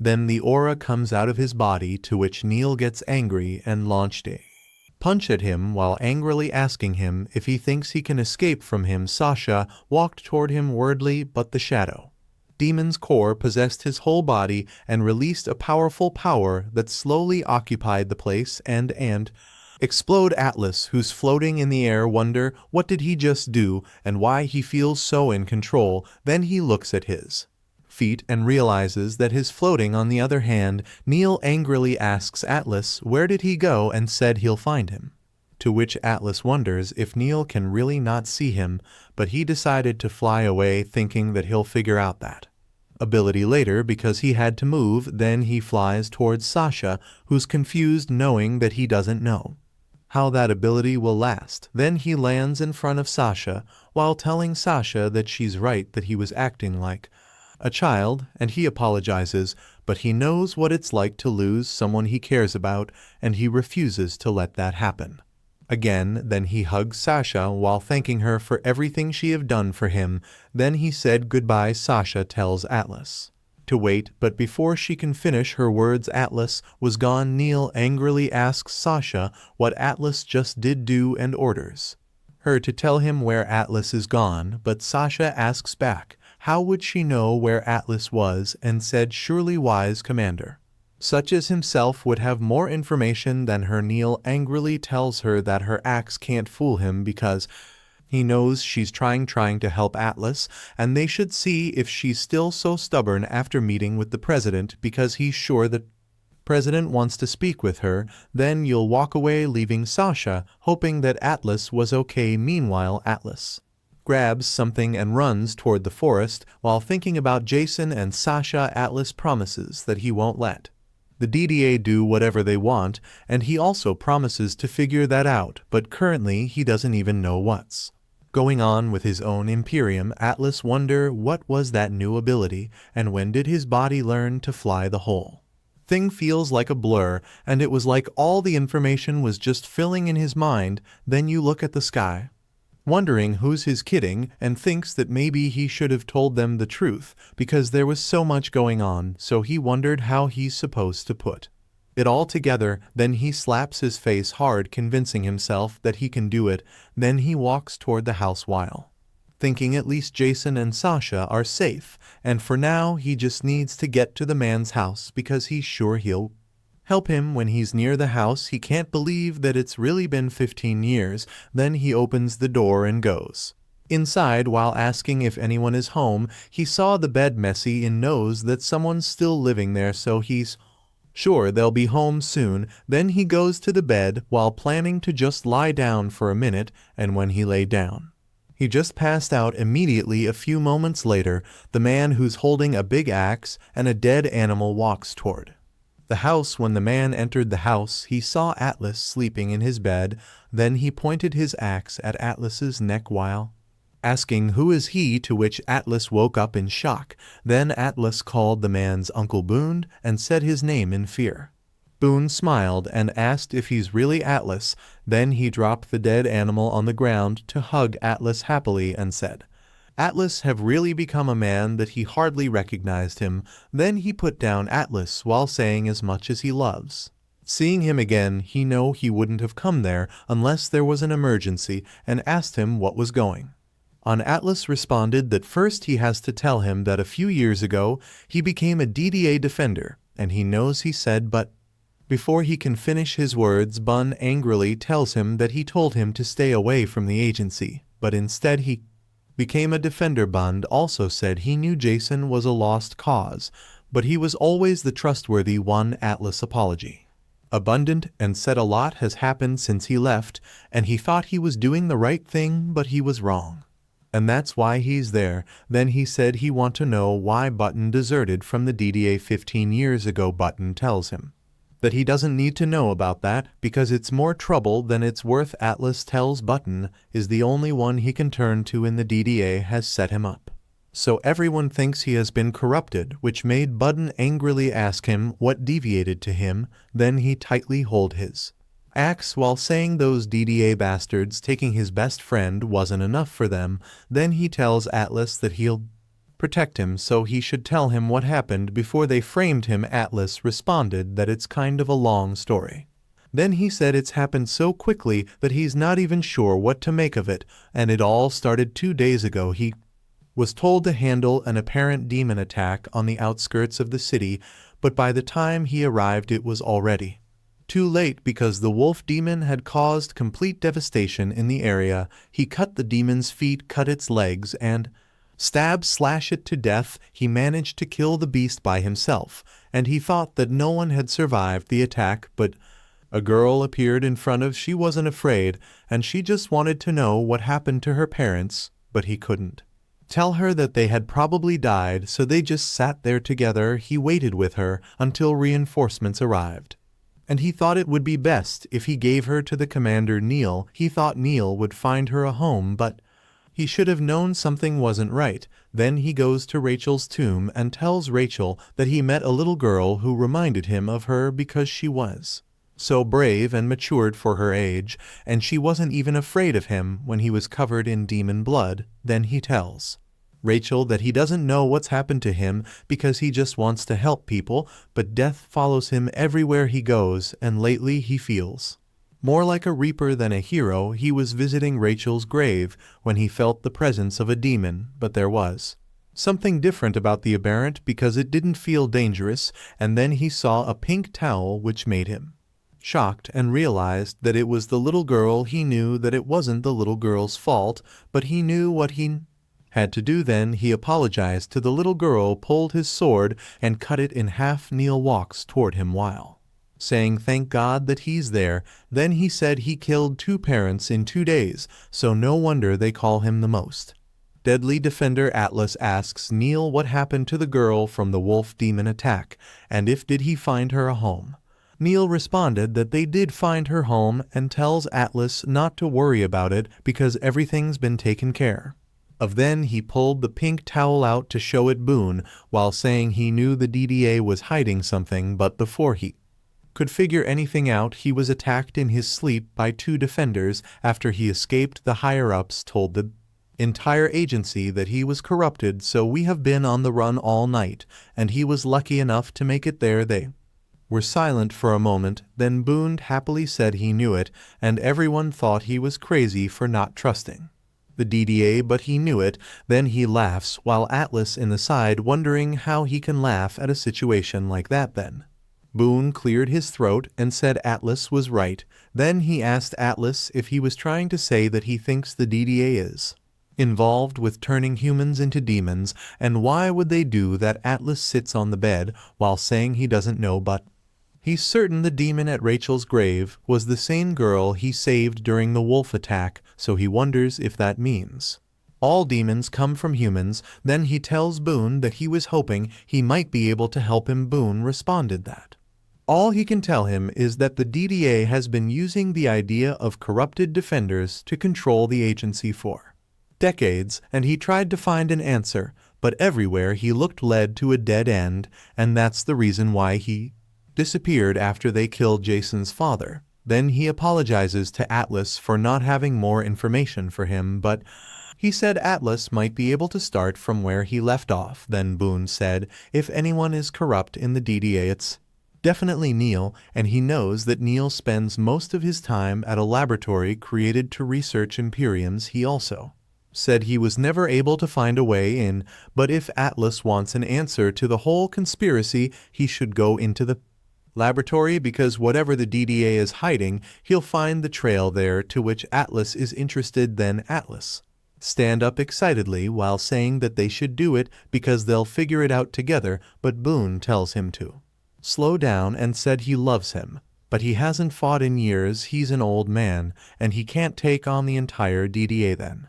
He put his hand on Atlas's shoulder while saying his hip piece now, and his days of fighting demons are over. Suddenly someone said she'll come with him, to which Boone and Atlas were confused, then looked back and saw Sasha the window asking Atlas if he thought she'd just let him run off into the night like some troubled hero. Sasha said it was her fight too. Meanwhile, in court, the president said he addressed them today with summer news. Last night, the DDA was brutally attacked in the assault. The lives of 24 valiant agents and defenders were lost, so he called the ceremony to honor those men and women who made the ultimate sacrifice for their country, and to remind the world of the dangers that the DDA face a daily basis. Jason, who's listening, wonders how could he have let that happen, and he should have been stronger. The president also said the war against demons rages as fiercely now as it ever has before, but no matter how high the stakes might rise, they must never forget that they're human. With that in mind, he wants to take the time to shine a light on the brave soldiers who were taken from them, but instead of mourning their loss, they should celebrate their life. Then he showed a monitor of Agent Bama, father of 2 beautiful girls and a dedicated member of the DDA for 6 years. Then he called the other dead agents and defenders' names, which made Jason angrily promise that he won't let Atlas get away with it. The president said many of them may have probably heard the rumors already that the culprit behind the attack is none other than the DDA's most trustworthy blade, the man who carried the world on his shoulders, the man named Defender Atlas. However, he does not blame Atlas for the disaster, and it seems that the burden placed on him was simply too great, and he has been corrupted by his own Imperium. One of the DBA asks how can they possibly fight against Atlas. The president confidently said they don't have the luxury to worry about who's to blame, whether by fault or by fate. Aliyah Actor ESD, the die has been cast, and no matter who it is they must face, the DDA will persevere together. They are one and is one they cannot fall. The president's speech made the DDA agents and defenders become energetic. Then, after the meeting, they started to walk out. Jason taps the commander named Hyacinth's shoulder. Hyacinth turns around and asks Jason if there is something wrong. Jason responded that he knows the president is right, but he can't help feeling guilty because Atlas was right in front of him and he wasn't strong enough to stop him. Hyacinth tells him not to be so hard on himself because he did everything he could, and stopping Atlas is a nearly impossible task for a single defender, especially after Sasha betrayed him. Jason clenched his teeth hard in anger and said he don't care how strong Atlas is because he'll make sure he was the one who stops him. Then he asks what is the plan for capturing Atlas because he wants to help. Hyacinth tells him to slow down because patience is a virtue for a reason, and the DDA has to be methodical when dealing with corruption, especially when it's in a person as dangerous as Atlas. The true nature of corruption is still mysterious to them, and all they know is that it's derived from the demon inside of an Imperium, but no 2 demons are the same because some are driven by greed and others are fueled by rage or lust. Corruption doesn't happen all at once. It's a gradual process that sends a defender down a dark path, and there's no way to tell where it might lead. That mystery is why defenders are trained to forsake their emotions and focus only on their duties, and that's the only guaranteed way to protect themselves from succumbing to the demon's will, and that's why he can't let him be involved with Atlas and Sasha, which made Jason shocked, then shouted that he can't do that to him and that he have to give him chance to redeem himself. But Hyacinth shocked, then shouted that he can't do that to him and that he have to give him chance to redeem himself, but Hyacinth just apologizes and said he won't. Hyacinth told Jason that he's worried for him and he think it was a mistake to let him get involved at all. Hyacinth said he knows Jason doesn't want to hear that, but he worked with his father and he was truly a great defender in person, so he won't let him go down the same path he did. Jason tells Hyacinth not to compare him to his father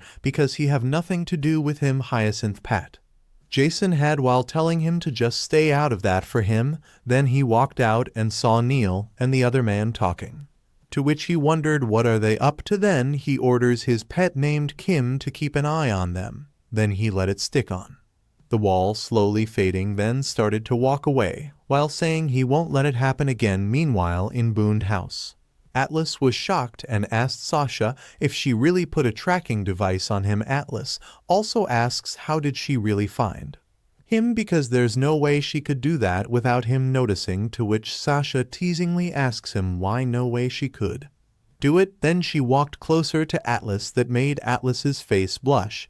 Then she takes off the tracking device while asking him what did he think that is. Sasha shows the tracking device at Atlas while asking if he still doesn't believe her. Atlas asks her when did she have the chance to put it on him, to which Sasha responded after she slapped him in the face. That made Boone laugh hard and said he liked Sasha while Atlas was rubbing his face in the side. Then Boone shakes Sasha's hand while introducing himself as Atlas's godfather. Then Atlas said he was happy that they are getting along, but they should focus on what was really important, and he asked what are they going to do about the laboratory. Loon said he wish he could be of more help, but he has no idea where the lab is because the entire operation is kept secret, but he heard about it in passing from Commander Hyacinth and even didn't know its location, so the only way to find out is through Neil. Atlas asks Boone if is saying that they have to follow Neil around until they find the lab, but Sasha tells them to hold up and said maybe Atlas doesn't realize it, but is currently the most wanted man in the whole country, so there's no way he can go back into the city dressed like that. The next day Sasha and Atlas were hiding behind the electrical control panel beside the building. Then they peek out while Sasha told Atlas that all they have to do is keep their head down, grab what they need and go, to which Atlas understand. Inside the store, the TV announces that last night the DDA was brutally attacked while Sasha and Atlas walk inside awkwardly. Then the TV showed Atlas' picture while saying the culprit behind the attack is none other than the DDA's most trustworthy blade named Defender Atlas. The people in the store can't believe that Atlas has been corrupted and wonders what's the DDA going to do without Atlas. Then a man pointed at Atlas and asked if doesn't the guy he's pointing it looked like Atlas because he was even wearing a similar outfit. Sasha taps the man using her weapon. Then the other man asks him what he's talking about because nobody's even there, but the man said he swear Atlas was just right there. A few hours later in Boone house outside, Sasha asks how did she look. Atlas responded different, to which Sasha asks back what his words are supposed to mean. Then he sits on the tree on the ground and asks Sasha why did she follow him there, but Sasha just asks him what did he mean. Then she sits beside him while saying it's cold outside and is not the only one who gets to sit by the fire to change the topic. Still, Atlas tells her that she knows what he means and asks why she risks coming after him, and the DDA is probably going to claim she's corrupted too. Sasha responded he don't owe her anything if that's what he's wondering, and she did it for herself, to which surprised Atlas Sasha said when she saw him fighting against Jason she could tell he was in pain, and she know what it feels to be hurting when no one is there to help him. She also knows that Jason definitely hated her now. Atlas said he wondered how Jason handled all of it, but Sasha just asked him was his whole act really better than just telling Jason the truth. Atlas responded that the DDA means way more to Jason than it does to him, because for Jason it's practically a way of life, and he doesn't even want to imagine what Jason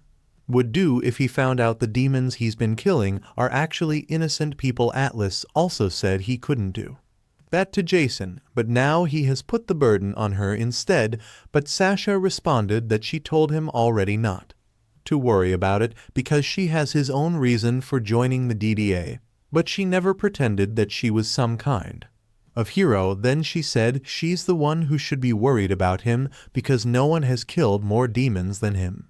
Atlas said he had a feeling there's something wrong with the DDA, but he just ignored it. Sasha put his hand on Atlas's hand while telling him not to blame himself for it because he fought those demons to protect the world, but Atlas pulled back his hand while saying he's the one to blame because the truth is he didn't care, and he would have done anything to get revenge for Rachel then. Sasha walks away while telling him that she'll be right back, to which Atlas asks where is she going, but Sasha just tells him to wait because she has an idea. A few minutes later Sasha come back with Atlas and her uniform from the DDA. Then she gives it to Atlas. Atlas asks what he's supposed to do with it. Sasha responded that if they were really going to take down the DDA, then they should start today, and she told Atlas to throw the uniform in the fire. Then she pushed Atlas to walk closer to the fire while Atlas tells her it's silly, but still they throw their uniform forms in the fire. A few moments later they walking in the forest. Then Atlas asked Boond where is he taking them, but Boond asks him back if did he never learn patience, to which Atlas asks in return if he already forgets how he woke him up that morning. But Boond just responded that he did it because he overslept, but he will explain why he's taking him into the forest then. Boond said he can tell Sasha is a fierce fighter and she have the potential to become something far more powerful then. He said Atlas had always a unique talent for adapting and mastering new skills, but neither of them are ready to take on a commander because the commander of the DDA are hand-picked by the president, and each of them is a bigger monster than any demon, so if they want to take them down, they need to train. Sasha said if Atlas would tell her how he activated that black hole thing, they wouldn't need to train at all, to which Boond asked Atlas what Sasha is talking about. Atlas responded that he meant to tell him, but he was not even sure how to explain it, and said when he was about to be captured by Neil, he felt a new type of power surge through him, but it wasn't just that because it had been building the whole night, as if his Imperium was growing stronger and feeding off his energy. Then he said he wished he could access that power again, but he can't feel it at all anymore. Then Boond slaps his back hard while saying he's just full of surprises, but Atlas asks him if he's some kind of sadist because of his slap. Boond said he'd basically given up on studying the will of Imperiums, and now Atlas stumbles in there and gives him the biggest lead he has had in years. That made Sasha ask what he's talking about, and Atlas asked him why everything makes him laugh. Boond tells them to think about it, and said if corruption is something the DDA made up to control defenders, then why force them to detach from their emotions? Sasha answered that to create perfectly disciplined soldiers, to which Boond agreed, but said there are easier ways to do that. Then he said he thinks the DD are afraid, which made Atlas confused, but Boond said he couldn't tell them exactly. Still, he's positive that it has to do with what happened to Atlas. Then Boond excitedly told Atlas that he have to tell him more and ask what did it feel like, if he's thinking of anything specific, and how did he learn that new ability, to which Atlas shouted at him to slow down. Then Atlas responded that he was not sure because there was so much fighting that he didn't have time to think about anything else. Boond said all they can do now is try and recreate the same feeling through combat, and there are no people for miles in either direction, so he and Sasha can fight to their heart's content, but Atlas said there is no time for it and they need to get back to the city before more innocent people are put in danger, because no one knows what the DDA is up to. Sasha said she think they should do it. Atlas was confused for a moment, but Sasha said Boond is right because they both need to get stronger, and they are only going to have one chance at it. If they fail, then nobody is ever coming to help those people. Then Sasha teasingly asks him if he's scared of fighting her. Then Atlas said he was not going to hold back, but Sasha teasingly said it wouldn't matter if he did. Then Atlas throws his swords towards Sasha, but Sasha easily avoided it while asking him if he expects her to block it with his staff, and do he really think so little of her. Then Atlas jumped towards Sasha while saying it was just a warm-up, to which Sasha smiled and said that's what she likes to hear. Then she swings her weapon to attack Atlas, who attacking back. Meanwhile, somewhere the demon got sliced by ice in half by Jason's ice sword.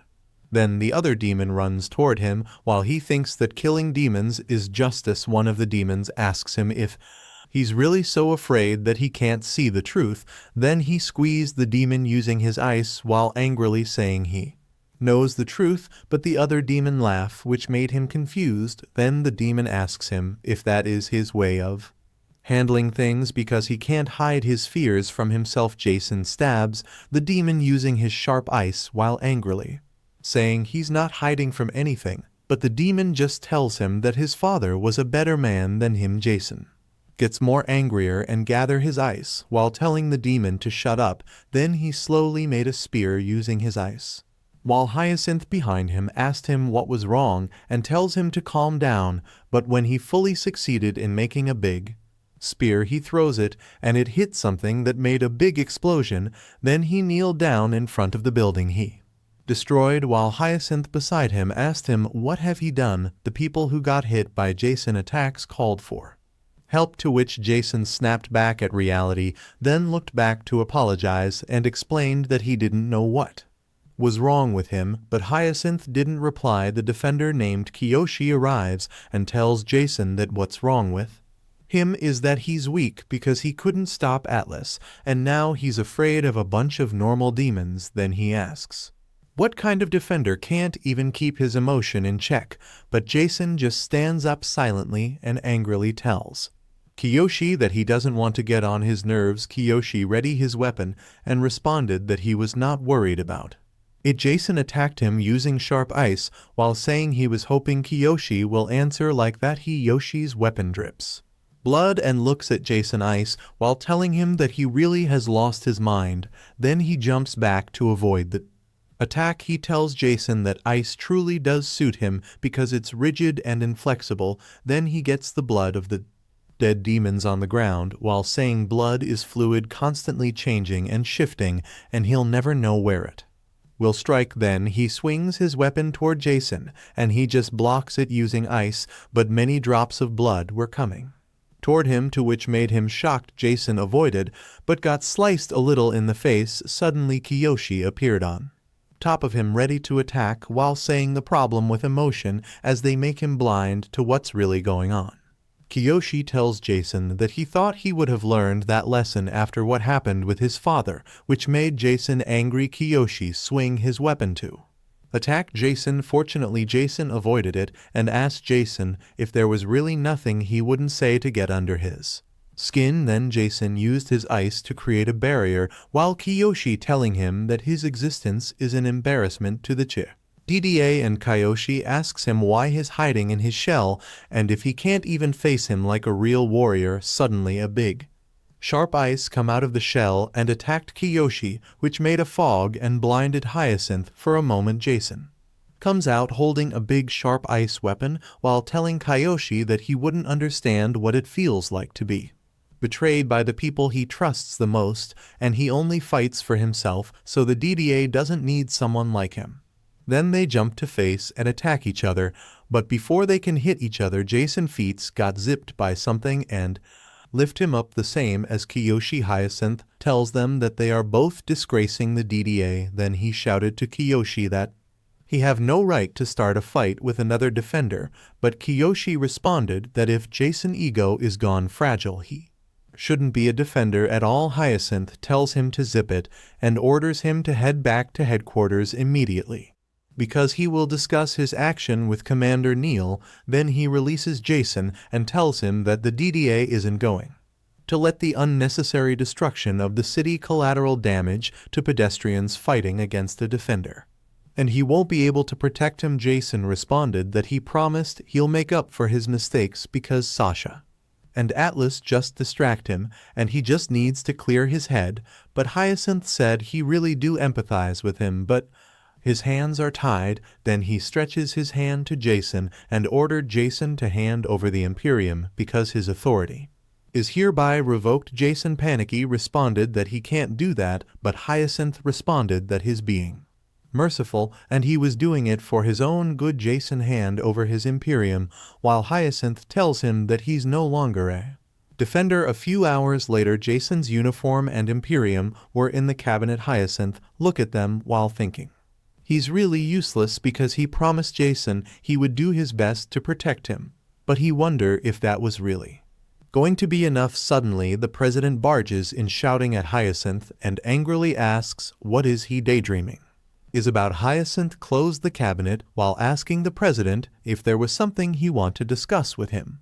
The president told him that he said he would look out for Jason, but now he's become a liability. Hyacinth tells the president that he tell him it was a mistake to send Jason after Atlas, but the president angrily tells him not to lecture him and is lucky is one of his favorites, but he shouldn't imagine that makes him untouchable because everyone can be replaced. Then he walked away while telling Hyacinth that he better resolve it or he'll have to do it himself. Then his pet named Cam appeared on his hand.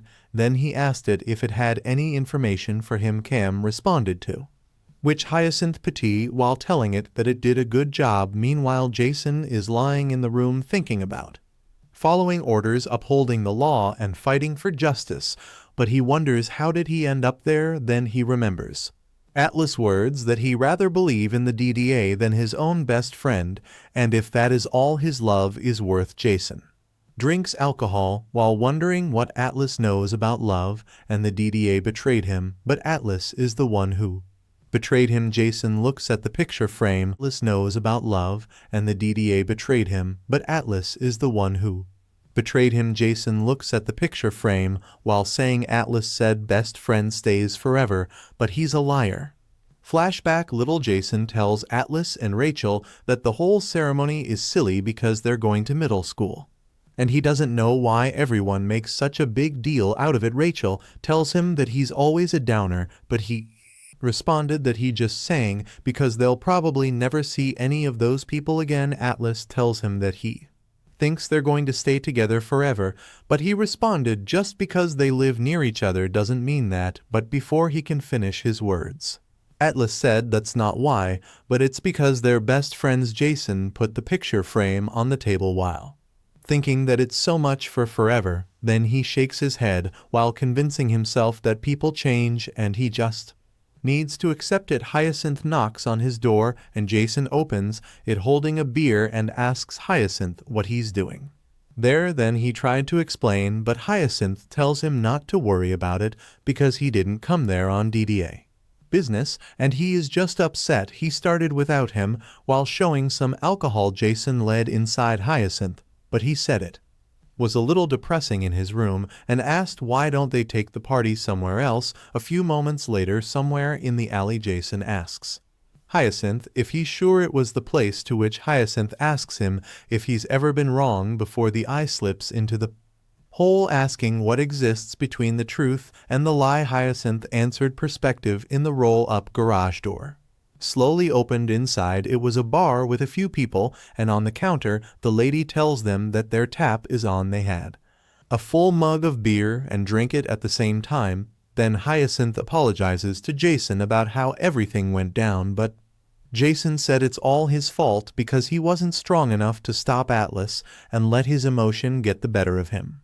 Hyacinth happily tells him not to be so hard on himself because they're all just human at the end of the day and ask him to relax, but Jason asks him back how can he relax when his best friend has been corrupted by one of the most powerful demons in history and he lost his right to be a defender, which was the only thing he ever thought he wanted. Hyacinth asks him if it's not still what he wants and Jason responded he doesn't know anymore because he always thought he was different, destined to be a hero just like his father, but even his dad wasn't a real hero and maybe he has been lying to himself. Then he asks Hyacinth if he ever felt like he's just reacting to things and each decision he makes takes him further away from where he wants to be. Then Hyacinth remembers the president's words and said screw it.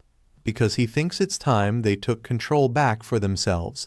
Then he said there's a poor area in the city that has seen triple the amount of demon attacks in the last year, and he asked the president to let him investigate it, but he forbid him from going anywhere near the place. Then he pointed at Jason while saying he's under the radar now and everyone thinks he's suspended. Jason was shocked and asked Hyacinth if you want him to defy direct orders from the DDA.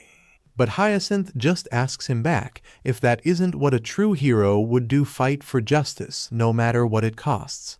Jason shakes his head while saying it's impossible, and he doesn't even have his Imperium, but Hyacinth showed his Imperium while saying good thing he's a commander. Meanwhile, in the forest, Atlas and Sasha were in the lake exhausted.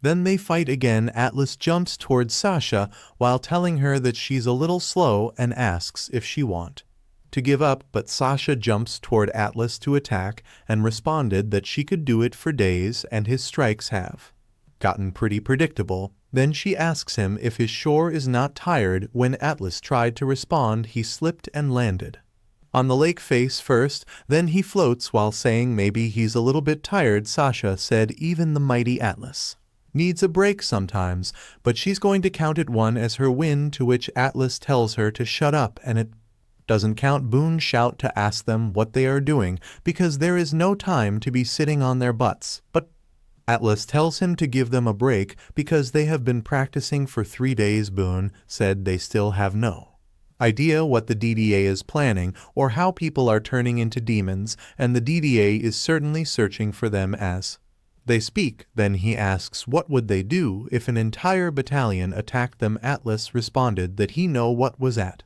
stake, that's why he's sick of hiding in the forest. Then shouted that Sasha and he have been fighting non-stop since they arrived there, and he haven't felt he activated the Shroud of Darkness, to which Sasha agree and said they need to try a different approach. Boone grabbed his axe while saying he thought that might happen. Then he gave it to Atlas while saying his axe is made from a demon that had control over gravity and a truly terrifying beast. Atlas drop on the ground because the axe is so heavy. Boone also said his axe core allows him to increase the weight of the weapon exponentially. At first, that was the only way he could harness the demon's power, but after wielding it in many life or death battles, he learned how to alter the gravity affecting his own body, but that was as far as he could take it. Then he tells Atlas to imagine what happened to him with some sort of heightened version of the bonding, creating a deep connection with his Imperium and granting him a massive influx of control over its demonic power. Then he grabs his axe while saying if they really want to recreate that feeling, he thinks there is only one thing they can do. Then he smack Atlas using the back of his axe, which made Atlas thrown away. Sasha was shocked and asked Boone what the hell are he doing and if he loses mind, but Boone responded that it's what it takes if they want to force Atlas to the next level. Then he jumps while saying he has to beat it out of him. On the other hand, Atlas, who's thrown away, wonders did he just get hit by a truck. Suddenly Boone appeared in the sky while shouting here he come, which made Atlas confused and shocked. Boone landed on the ground while saying he used the blunt side of his axe for that first attack, but he won't do him that courtesy again. Atlas asks him what are ye talking about. Boone swing his axe back while asking Atlas how do we plan on fighting against commanders if he can't even defend against an old man like him. Then he attack Atlas. Fortunately, Atlas block it using his sword while responding that it's ridiculous because he doesn't want to fight him. The force of the attack made Atlas sink to the ground while Boone asked him what is he going to do if he has to turn his blades against Jason, and what choice would he make. Atlas phases the axe and jumps onto it while responding he doesn't want to choose because he's going to save Jason and stop the DBA while he tries to attack. Boone grabbed Atlas's hand and was about to slam him while shouting that isn't good enough. Then Atlas was slam on the ground hard, throwing the little girl's blanket in the air. Boone looks at it while asking Atlas if his resolve was really that fragile. Then he sliced the little girl's blanket, which made Atlas see the little barrel. Then his Imperium power Activate, and his aura circled around him. Boone tells Atlas that he has done it, but the Shadow Demon's core power absorbed Atlas and slowly shrinks, which made Boone panic. On the other hand, Atlas wonders if he's inside the shroud of darkness, and why can't he sense Boone? Then he looks down, wondering where he is. He looks down carefully and thinks, wherever the place is, it isn't anywhere on Earth. Then he checks his sword in his back and looks around, wondering how the hell he's supposed to get out of there. Suddenly something behind him slowly formed, and a few seconds later a demon was formed. Atlas faces it while guessing that he'll have to fight his way out. Then the demon attacks him using its tentacles. Meanwhile, in Earth, Sasha was shocked and asked Boone, what do he mean by Atlas disappeared? Boone responded that the black hole thing was growing out of Atlas, but when it shrunk into nothing and Atlas was gone. He also said he was right that Atlas needed to be pushed harder, but maybe he took it a little too far when he sliced through the blanket. Sasha angrily asks him if he really destroyed the blanket. Then she walks away, to which Boone asks her where she's going and if she isn't going to help get Atlas back. Sasha responded that Atlas will be fine and she can't just wait around forever. Then she looks back and shouts that she was going to find Neil because someone needs to figure out where the lab is. Boone said she doesn't even know where Neil is, but Sasha just said she'll have to figure it out, while thinking that she won't be left behind. Meanwhile, Atlas sliced the tentacles, but they just regenerate and attack him again. Fortunately, he avoided it. Then he looks at the demon, knowing that he has to get in close. The demon attacks him again, but he jumps up, landed on its tentacles and looks at it. Then he runs toward it while slicing all the tentacles that attack him. He jumps toward the demon's head and cut it off, but the monster just regenerates another head, which made him angrily think the demon doesn't know when to die. Then he throws his sword at the demon hand while thinking that he'll make sure it stays down. Then he gathers his power while confidently thinking that he won't give it a chance to regenerate. Then he jumped toward it, knowing that if the head didn't work, he'd just have to aim for the heart. The demon attacks him using its sharp tongue and hit his shoulder. While he hit its chest, Atlas angrily thinks a hole in his shoulder isn't enough to kill him. Then he grabs something inside of it, wondering if it's a demon core because he has never seen one in real life before. The demon slowly wrapped on his hand, which made him shocked and asked why are it still alive.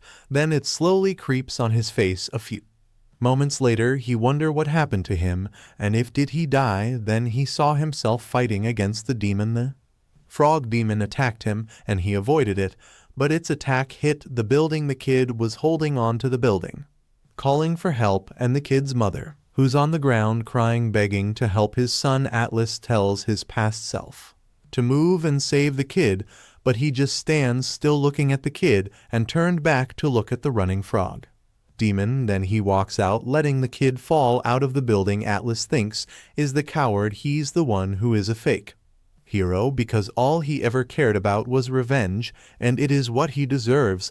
But then he convinced himself not to give up because people and the whole world are counting on him. Then he grabs tightly the demon core, convincing himself that it's not about what he deserves, and he won't let himself die. Meanwhile, in the city, Sasha was looking at Atlas's poster, wondering why the DDA hasn't announced that she was corrupted as well when she was just as much of a threat as Atlas. Then she angrily thinks not that she cares. Then she continues to walk, realizing that he just distracting herself and she needs to find Neil. Then thinks if she was a demon-loving bastard, where would she be? Then she sadly thinks maybe Boone was right, and maybe there's no way she can do it on her own. Then she walks away. Then someone tried to grab her. Then someone touched her shoulder, which made her look back in shock and saw her mother. Her mother said her little Sasha have grown into such a beautiful woman, to which Sasha responded thank you in stuttering words. Her mother told her that time passes so quickly when she gets to his age. Sasha apologizes because she hasn't been around lately. Her mother said she understand because her daughter has become a famous hero, so how could she possibly complain? Then she asks Sasha what are she doing in that outfit of hers and if shouldn't she be off hunting Demon Sasha responded that she got the day off, so she decided to wear something more comfortable. Her mother got excited and asked her if she likes to come back to their house for a bit because she would love to spend some time with her. Few hours later, they arrived at their house. Sasha asks her mother if Tim was there. Her mother responded Tim's not home and asked if does it look the same as when she was a kid. Sasha responded just as she remember it inside the house.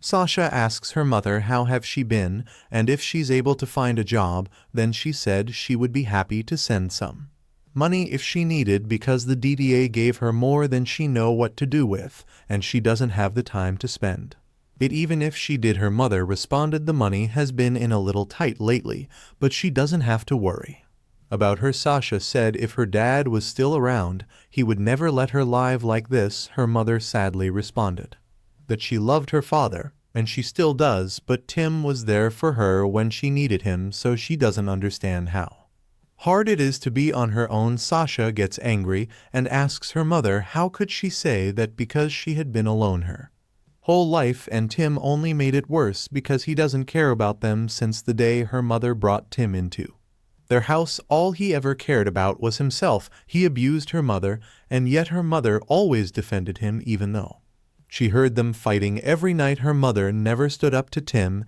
and she let him do whatever he wanted. Then Sasha tells her mother that no matter what Tim did to her, she always stayed with him, and she didn't care about how it affected her. Sasha also said Tim's the whole reason she joined the DDA so that she could escape the prison and finally stand on her own feet. Then she stands up while saying she should leave before Tim shows up and tells her mother to let her know if there's anything she needs. When she was going to leave, her mother said Tim died. She looked back and asked how Tim died. Her mother responded that Tim got caught up in some demon attack, but the authority not even sure what really happened to Tim because his body was never found and all they gave her was some old shirt Tim used to wear. Sasha just stands blankly wondering what's wrong with her because she should be happy Tim's gone and all she ever wanted was for Tim to go away. She clenched her hand knowing that she was not sad Tim died because even just picturing him makes her sick, but currently she just feels empty. Then she walked toward her mother while asking when did that happen and comfort her, while her mother responded that it happened a few years ago right after she left to join the DDA. Sasha asked her mother if she had been on her own the whole time and why didn't she tell her, but her mother just responded that she was a defender and the city needed her. On the other hand, outside their house, someone with the demon said she's definitely in there.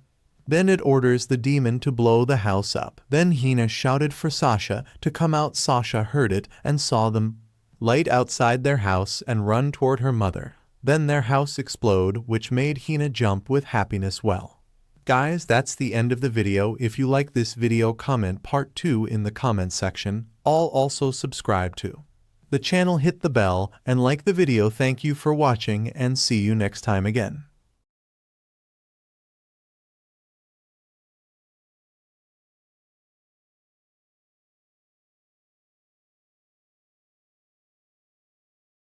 When the world was still peaceful, suddenly one day the sky split apart and monsters spilled out and humans were given a final choice. The horror and despair of that day were unforgettable. The players who entered the labyrinth after making their choice in difficulty could only return to Earth after clearing the labyrinth. Back to the Earth on the verge of ruin due to being overwhelmed by monsters in the destroyed world, our story begins with our protagonist who was annoyed while walking, noticing that the monsters were looking at him. He stopped walking and turned back, wondering why that individual was making things so annoying by fleeing all the way there. Then he found the person named being surrounded by the monsters, but he thought anything had already offed himself and asked sarcastically if that wasn't a spectacle. The monsters numbered 435, 221, and 222 heard him and glared at him with hostility. He sighed and asked mockingly if you really couldn't do anything about that shitty naming sense. The monsters growled and immediately jumped toward him with ferocity. The monsters launched an attack on him, so he activated his addition and multiplication with confidence. Then he swung his sword toward them and cut off the monsters' heads in one strike with ease. Later he knocked on the gate, and a hard mode player named Jim Young-jun opened the gate for him and greeted him warmly. He told GM that he was about to die of annoyance and asked impatiently if he couldn't send someone else to do something like it, but GM responded that he already knew that no one but him could do it with admiration. Then GM looked around while asking him curiously about the punk who ran away.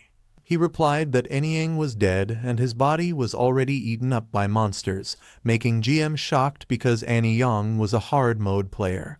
He explained that there were 3 A-rank monsters happily sharing Anyang's body with disgust. GM understood, knowing that hard mode players are strong, but one A-rank monster can match a hard mode player, and if there were 3 of them nearby, it was dangerous, so they needed to handle it quickly with urgency. Then he asked him casually about the location of those 3 monsters. He replied that he killed them all, and he was hungry, so they should go to the cafeteria with nonchalance. But GM told him to tell him honestly if he was actually not an easy mode player with suspicion. Our protagonist is an easy mode player, Kang Tissen. He asked GM what he was saying and explained that there were tons of people who had broken through the labyrinth with him, so he could ask them with irritation. But GM reminded him that the easy mode players beside him were all dead, and the ones who popped up occasionally died within 2 days with pity. GM asked him how an easy mode player survives there and told him that even normal mode players are in an iffy situation, so he was the weird one with bewilderment. GM also asked him how he was so strong when he himself was a hard mode player, but he couldn't even compare to him with envy.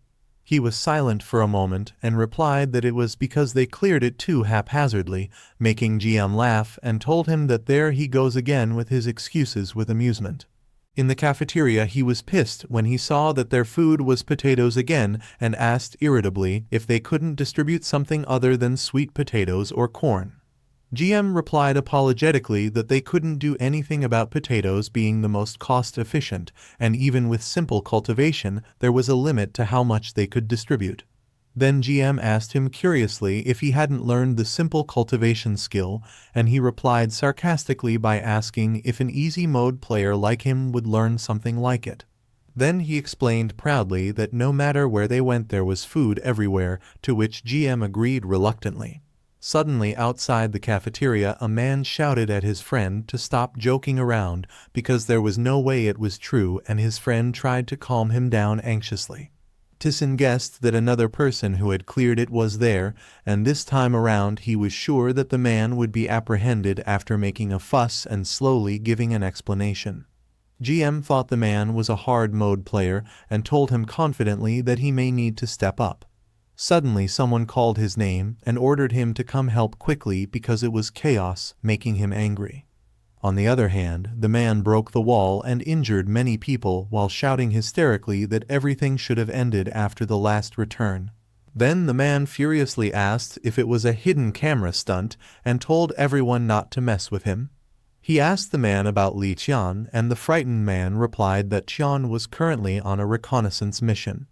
The old man told the man that he was on Earth, and while he was stuck in the labyrinth the world had changed drastically, so he should calm down and listen to what he was saying.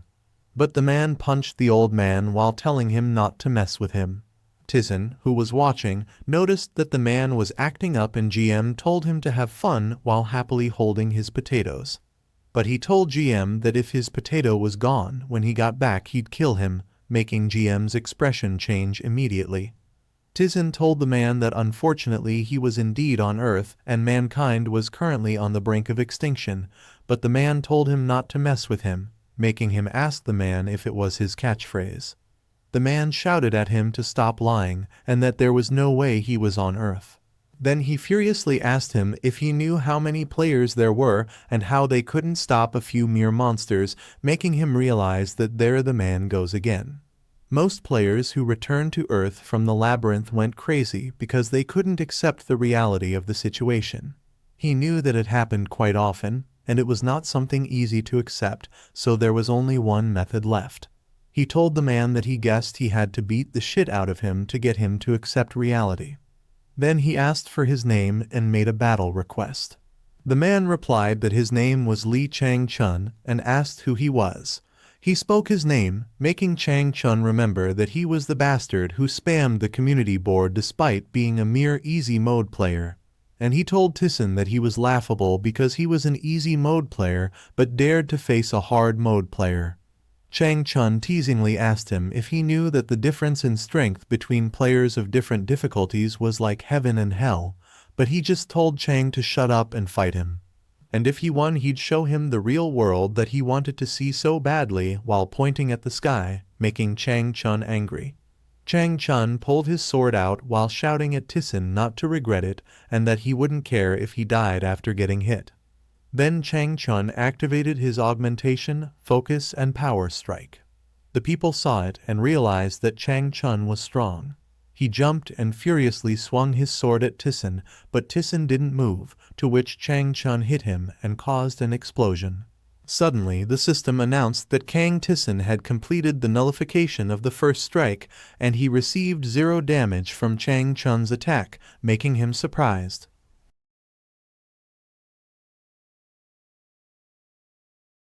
and confused. The smoke slowly dissipated in front of him, and he saw Thiessen holding his sword with just his fingers while asking Chang-chun if he was done. Chang-chun was surprised that his attack didn't work and wondered what they meant by nullification of the first strike.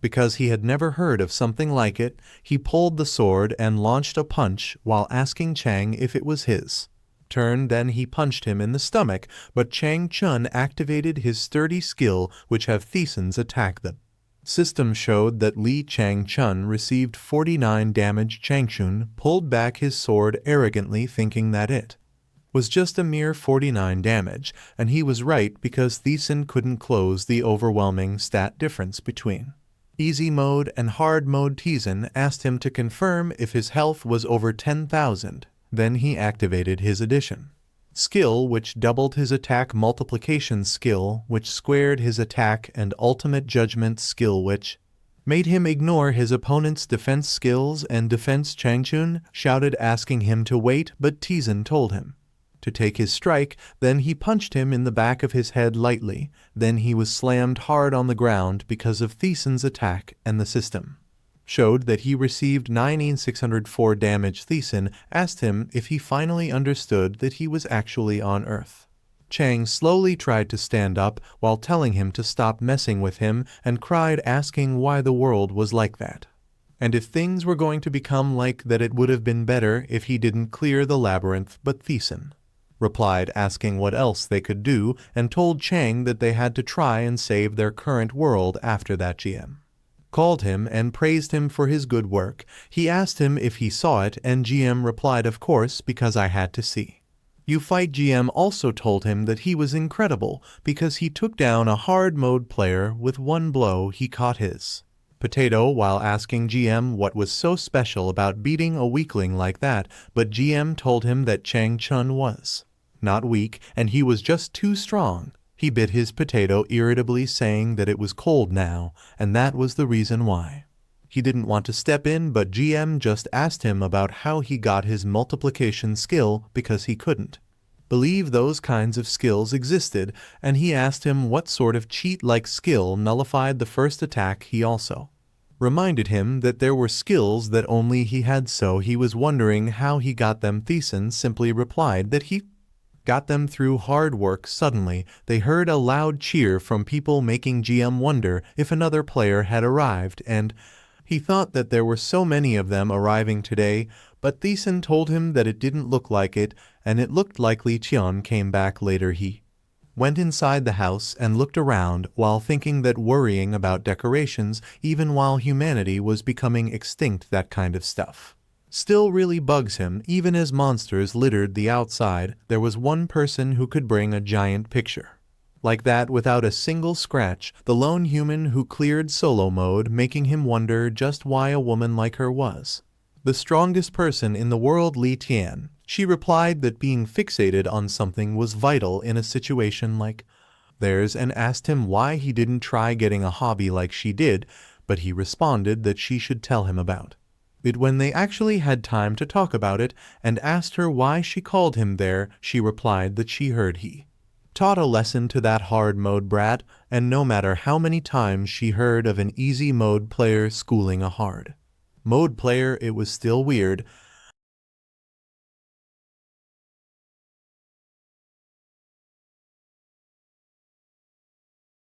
Then she opened his status. Lithium was level 258.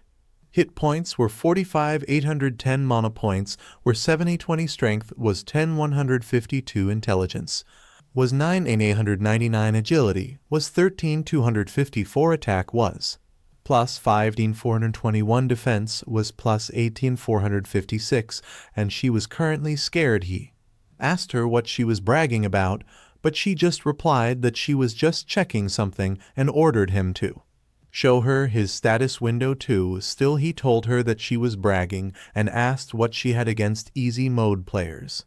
While opening his window status, Kang Tyson was level 57, HP was 121, MP was 820, strength was 105, intelligence was 100, agility was 98, attack was plus 49.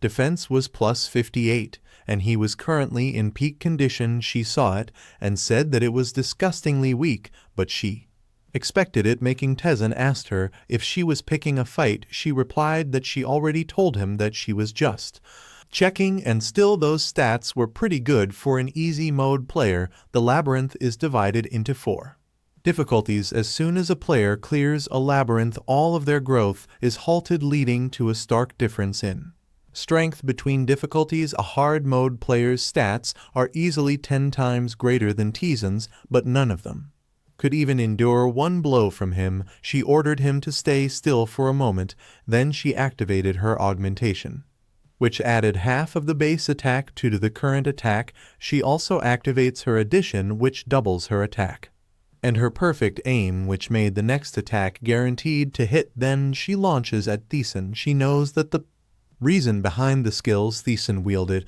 was that skills could be earned regardless of difficulty. Thiessen stayed still and her attack hit him, but he didn't get injured because he completely nullified her attacks and took 0 damage. He asked her why she did that, but she just replied that she just wanted to, and it was nothing. Also, she told him that complete attack nullification, absolute judgment, exponential attack, and simple time stop were ludicrous skills.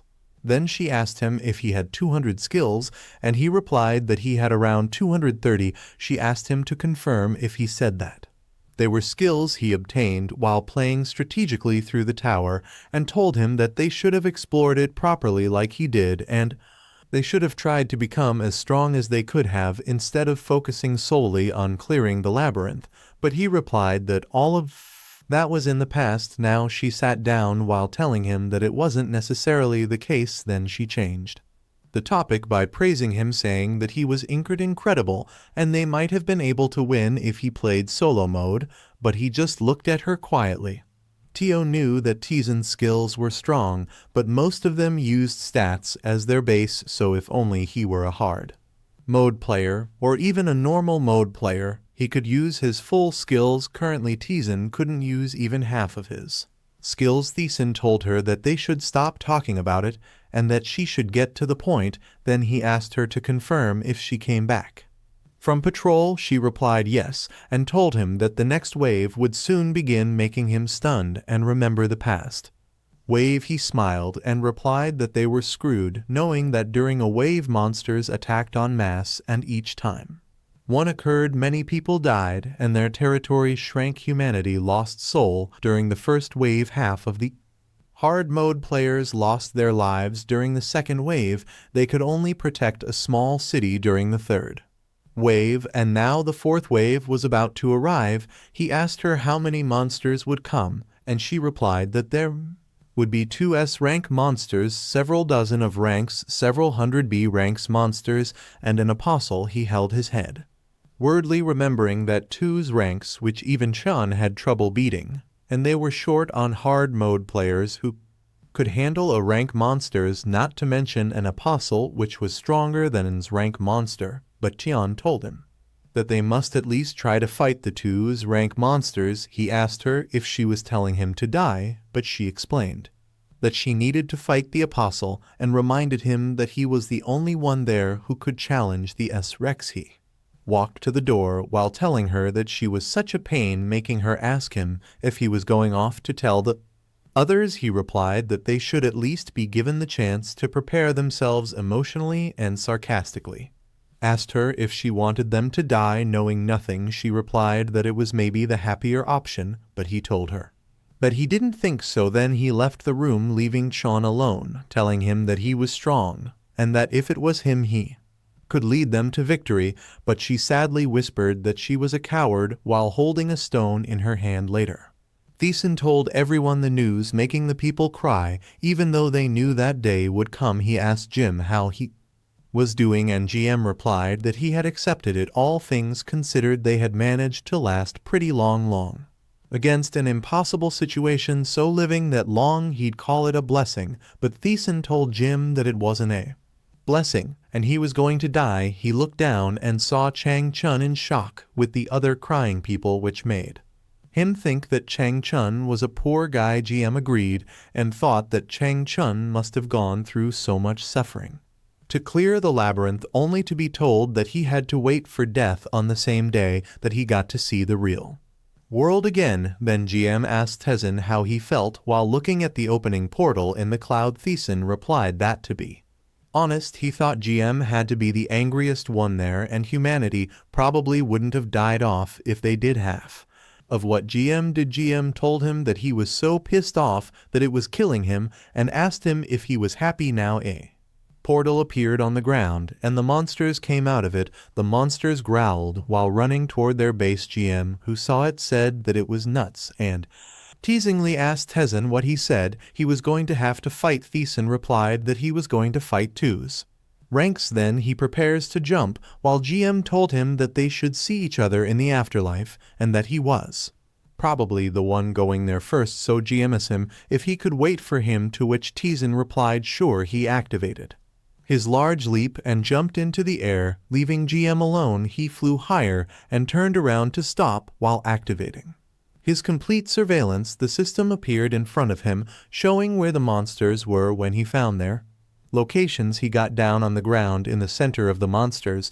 while the system told him that he had witnessed horrific beings with his own eyes. He stood up and peeked at the monsters while asking if they were excited to see him. The two's rank monsters glared at him, while the system checked his mental instability, confusion, fear, and instant death. He activated his power and summoned something, while the system told him that all his checks were cleared. He grabbed his sword, and the system announced to him that he had endured using an iron will. His mental state would never collapse, and his body developed an unyielding physique. He walked closer to the monsters and said die. He activates his complete surveillance once again, while hoping that none of those monsters is of the defensive type. Monster 7, a defensive type with a HP of 148, 5 in 512, 133, crawls toward him and jumps to attack him. It landed on the ground hard, which made a large impact and caused the ground to break. However, it was confused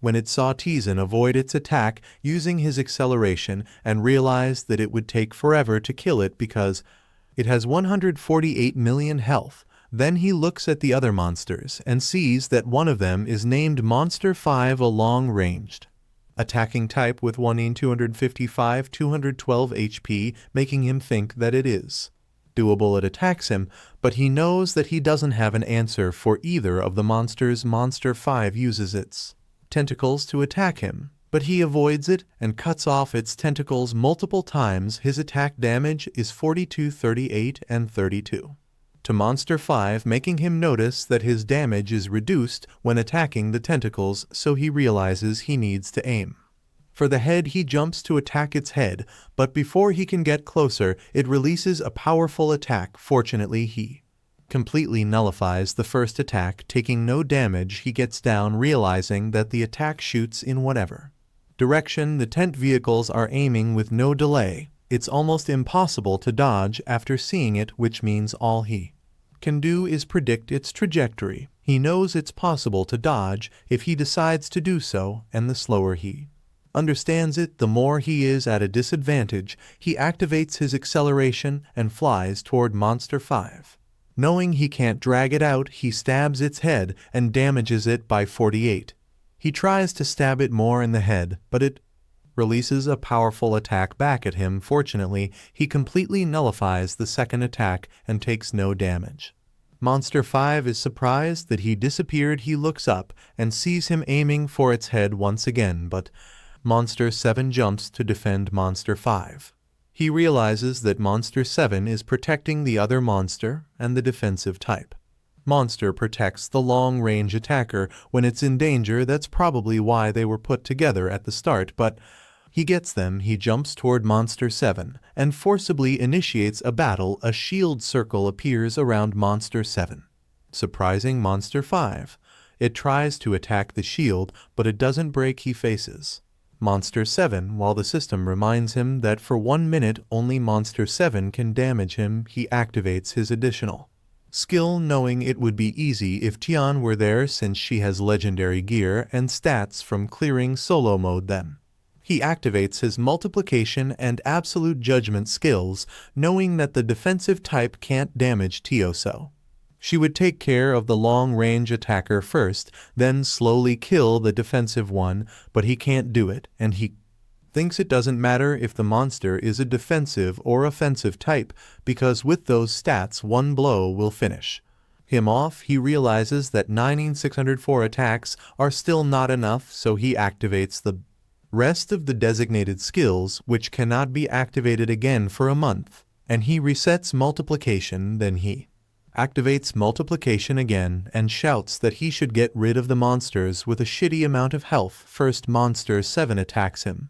but he jumps toward it to counterattack, knowing that the only thing he can rely on is his skills. 9604 squared still isn't enough to reach 100 million, which is why he needs to push his limits. Then he activates his copy skill, which makes his name next attack hit twice. He stabs the monster and damages it by 92,236,816. He continues attacking it until it explodes into pieces, and the system tells him that Monster 7 has fallen or died. Suddenly Monster 5 attacks him and damages him with 22,543. He immediately activates his Endure and Fatal Attack Nullification, reducing all the damage to 0 for 5 seconds. He jumps and stabs Monster 7, dealing a damage of 48.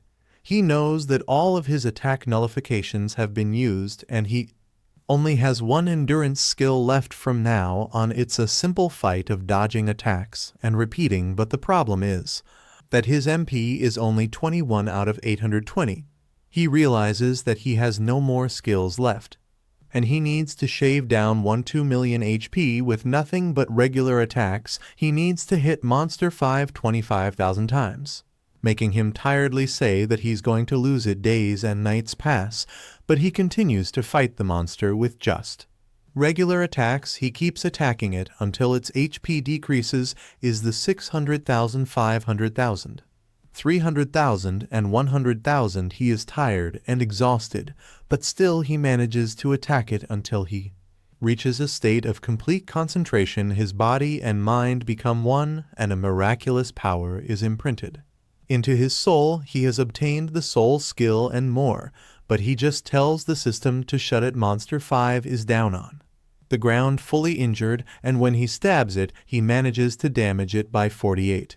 Fortunately, it was the last bit of HP for Monster 5, and it falls or dies. He finally catches his breath while the system shows him that the gods of all dimensions cannot contain their astonishment at his feat. He wonders how long he fought and feels like it has been more than a month. He turns around and walks away, heading back to their base. He walks slowly while the system glitches and shows a large monster. Later, he arrives at his base and sees it destroyed, making him curse the. Then he sees people lying and sitting on the ground dead. He asks them why he, an easy mode player, is the only one left there, and why he came back from his victory to see that they all died off. Then he sees GM on the ground dead and tells him that it looks like he went to the afterlife as he said he feels blank as he remembers GM smiling at him. Then he sees Tiona the distance. He remembers her sweet smile, but now she is sitting on the ground dead. He also remembers that Tian is the sole clearer of the solo mode difficulty and the person ranks strongest in the world. Something slowly emerges from underground and forms in front of him, and Tian it gathers its slime body and becomes the apostle. But Thiessen knows that the apostle is the one who killed Tian. The apostle gazes at him and says that he will soon die, but he just tells it to shut up and get out of there. Successfully resisting, it is surprised when he angrily stabs it with his sword, and the system shows him that his damage is ineffective. He grits his teeth in anger and shouts at the apostle to come at him. He calls it a son of a. They were silent for a moment, but he cursed. When he felt the heat from the apostle, its blood dropped to the ground, and it pierced its hand at him, making him realize that this was how it ends. Then it let go of him, causing him to fall to the ground. The system showed him that his HPN reached 0 and fortitude was activated, which kept him forcibly alive. For 1 minute he coughed blood, telling the system to let him die in peace. He couldn't feel the lower half of his body, and he guessed his spine was also severed when it pierced his heart. He knew that fortitude only delayed his death and didn't heal him, so he would be dead in a minute, and he guessed the apostle already knew it. He shook and cursed disappointedly, thinking that if he hadn't chosen easy mode back then, or even normal mode, he could have been stronger. The portal in the sky appeared, and something looked at him. It slowly tried to come out from it.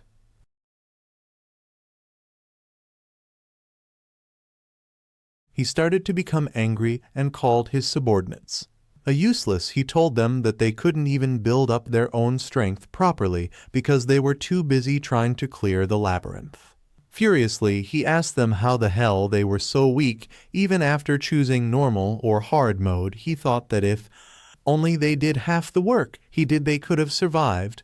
But then he stopped and lay on the ground. He thought it was already in the past and something he chose to do, so there was no use in blaming others. He thought it was where humanity ends. Suddenly, he saw something shiny in Tian's. He looked at it closely, wondering what it was. Then he proceeded to crawl toward it, while realizing that Sean was trying to protect something too. He tried to get closer to it even though he was at the peak of dying, but the apostle glared and screamed at him. He activated the last chance, which allowed one skill to be used without any restrictions. He shouted time stop, and the system informed him that he had activated a simple time stop freezing time within a 100-meter radius for 2 minutes. He grabbed the stone in Tian's hand and ordered the system to check it. The system showed that it was the Al-Rabaros Bezdar, a relic of the gods that controls the cycle of all life and can turn back the time of one person. Once he was surprised that it could turn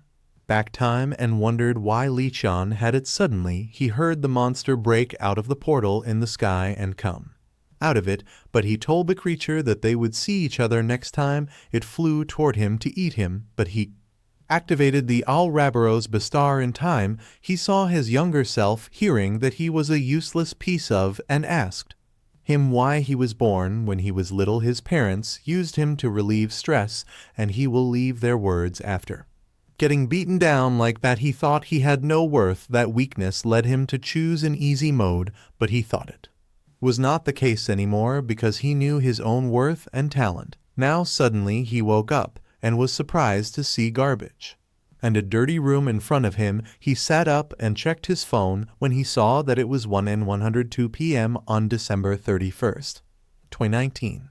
He realized that he had really gone back in time. He remembered that on January 1st, 2020, at the dawn of the new year, the Earth's fall would begin. He ate pizza while wondering how long it had been since he last had pizza because all they ate after the apocalypse were potatoes and monster carcasses. A minute later, he finished the box of pizza and thought about how Qian had an item that could turn back time, but he wondered why she didn't use it even until the end. When the Li Qian he knew would have run away, he came out of his room and looked outside. It was 11:58 p.m. and the Apocalypse was imminent. He thought that everyone in the world must be counting down the time right now, welcoming the New Year, while thinking that things would work out for the better. Unfortunately, just as the New Year's struck, the world collapsed. The people on the street heard something and asked others if they had heard something just now. They wondered if there was some sort of event happening somewhere. When 12 a.m. arrived, the people saw something and were confused about what it was. A portal appeared in the sky, and a monster slowly came out of it, leaving people in shock and wondering what the hell it was. But he just looked at it. He was shocked back then, but he knew what it was now, and he knew that the monster was a B rank, a creature that a hard mode player could fight without any problem. So he wondered if it was about the time the system appeared in front of him and the other people who were running for their lives, saying hello to them. The system told them that their world was going to be destroyed by invaders, and that the weapons they had so carefully crafted were of no use against them. The monster slowly emerged from the portal, and the news announced it to everyone, but the system told them not to worry. The people attacked the monster using guns, but it didn't get hurt. Instead, it got angry and attacked the people with its fire, while the system told them that a merciful being who had taken pity on them had decided to give them all a chance. They would be given in a choice and could select the one they wished to choose and enter the labyrinth to clear it and gain power. He cursed at the system while walking on the street full of running and panicking people. The system asked him to choose from easy mode, normal mode, hard mode, and solo mode. While he said that they were just crazy for entertainment, he had been a timid little boy before, but now the system opened the labyrinth door for him. He saw his younger self looking at him and asked himself why he didn't head out now. If they choose the easy mode, they will be blessed with abundant food and rest areas that exist in each labyrinth. Even ordinary and frail individuals can eventually clear it if they put in the effort. If they choose the normal mode, food is scarce, and there are definitely fewer rest areas and labyrinths compared to the easy mode. Although it will be difficult to survive, they will be able to clear it if they do their best and avoid falling into despair. If they choose the hard mode, they face extreme difficulty that challenges their limits. Food and rest areas are severely lacking, and monsters will throw their lives away just to kill them unless they can find even a small amount of safety. They will meet a horrible death. Lastly, if they choose the solo mode, they will be alone, without the possibility of encountering anyone else from their world. The only beings they will encounter there are hostile entities, monsters, and NPCs. In that place that tests their luck, talent, wisdom, and strategy, survival becomes nearly impossible. Despite knowing that choosing the solo mode would be risking their life, he touched the entrance fully aware that it would be unwise to select it. He gazed at the changing sky and asked if it extended beyond it. Then he told it to wait for him with determination. He selected the solo mode, and the system wished him luck. Later he found himself transferred to a familiar place, evoking a sense of nostalgia. He smiled, realizing that he had returned after a long time. Suddenly the community appeared, and a man named Kang Jun-hook asking what it was. He was surprised to see a post already, and although he didn't know who the man was, he thought Jun-hook seemed quick-witted. The community served is the only means of conversing with people in other difficulties, and the shared methods and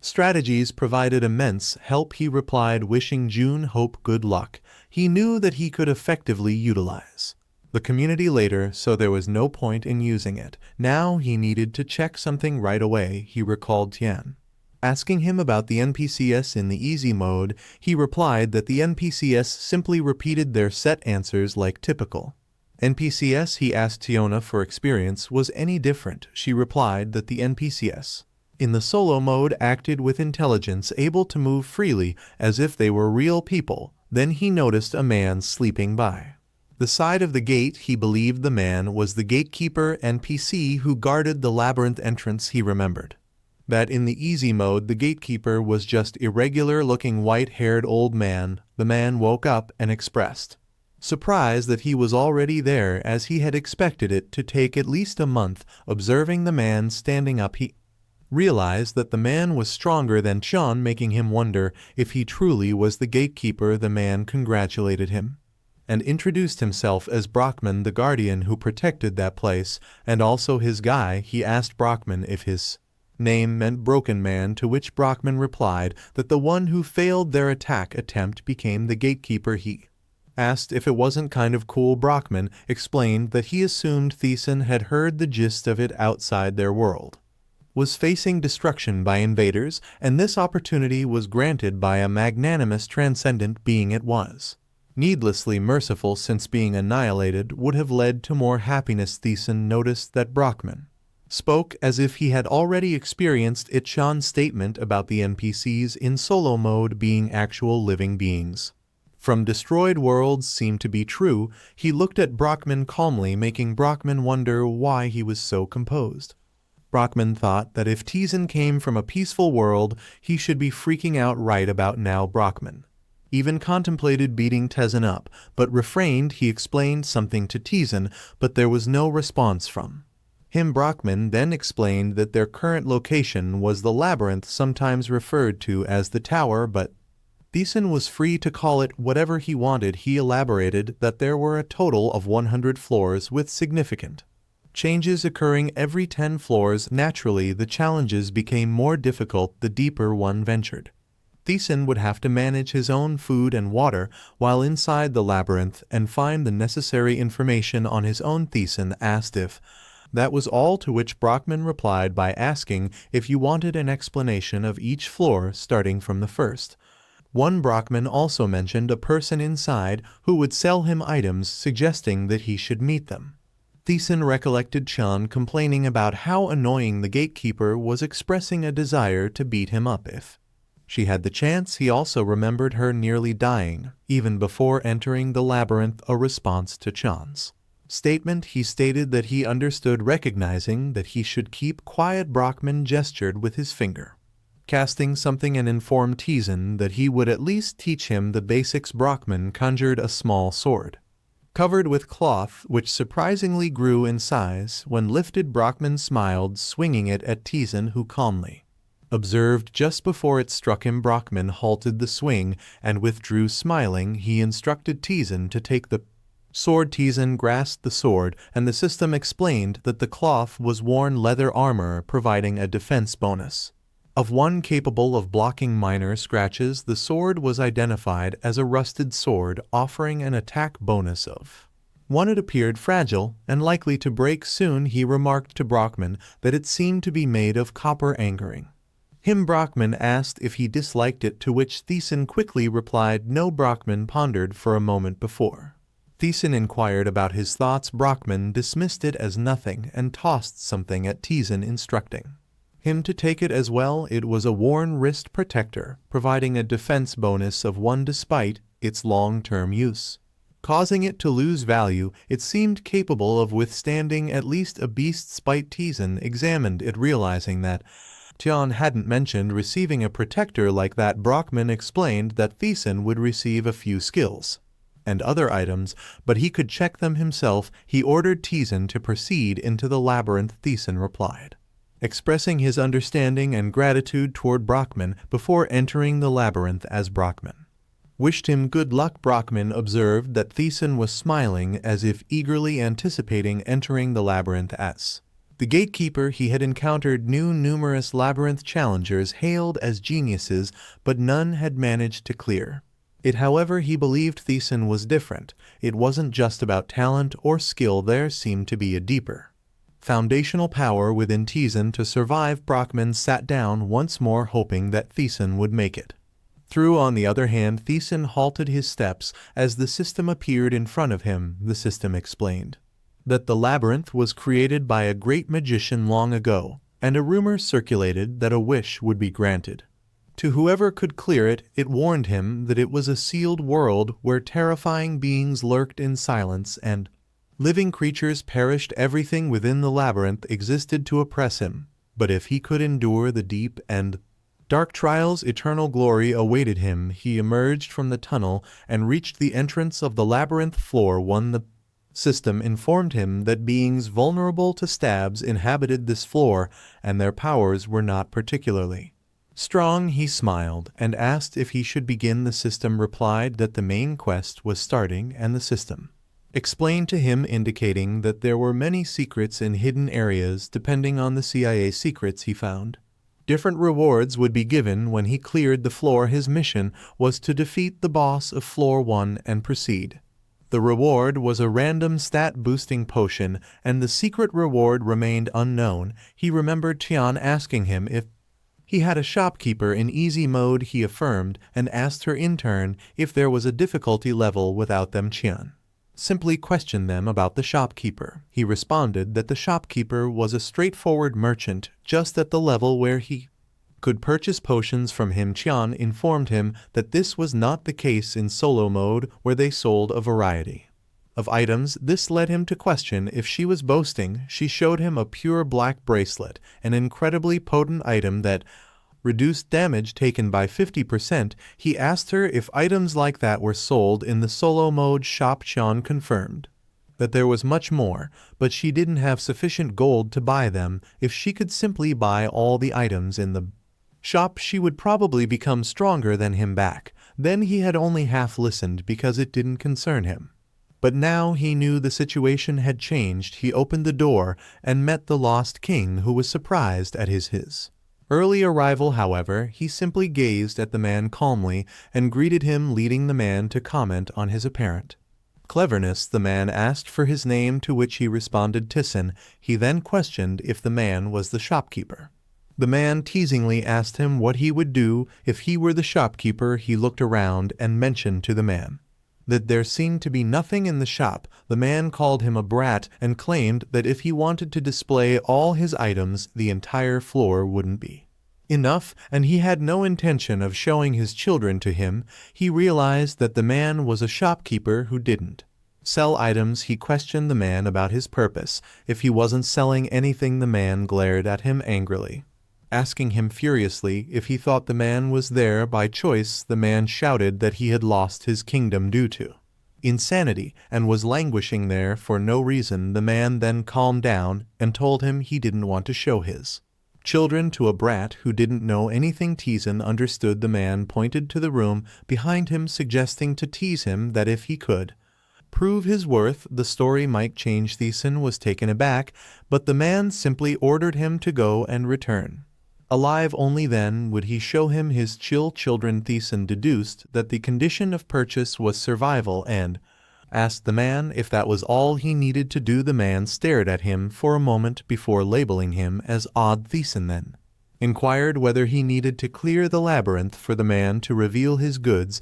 The man replied negatively, but Tizen told him that he was leaving. As he moved towards the room, the man was left puzzled. He noted that usually they would become frightened and remain immobile, making him wonder why Tizen was so self-assured. Tizen descended into the room, leaving the man above pondering if Tizen was fearless and how such a person could exist. The man, however, dismissed these thoughts, certain that Tizen wouldn't return alive. On the other hand, Tizen had arrived at a corridor, and the layout of the floor was identical to that in easy mode. At first glance, there didn't seem to be any danger, but suddenly he heard a geek sound behind him. He turned around and saw huge gleaming eyes. Upon closer inspection, he realized it was a large rat. He was surprised, but the creature rapidly lunged at him, biting his foot and causing him to lose 10 health points. He stood still, stunned that the boss monster of floor 5 in easy mode was just a random mob there. He knew that the large rat's defense was low, but due to its incredible speed, that was difficult to follow. It had taken them a long time to defeat it. He attacked, but the rat dodged, making him feel the difference between solo mode and easy mode. Ties embraced himself, recalling how fast the rat was. He remembered how they had chased it in easy mode until it was exhausted. Working together as players now, not only was he alone, but his stats were lower than before. Logically, it was an impossible fight. He also realized how dire the situation was. Li Tian had told him that she had run away first, and he knew from the start that none of the players who passed floor 1 in solo mode had engaged in a fight with the large rat. He understood what was happening. He knew the way rewards were given in the labyrinth was simple. If he accomplished something others couldn't or achieved a feat that everyone respected, then he would be rewarded accordingly. His goal was to become stronger than anyone else. The large rat was startled by his attack.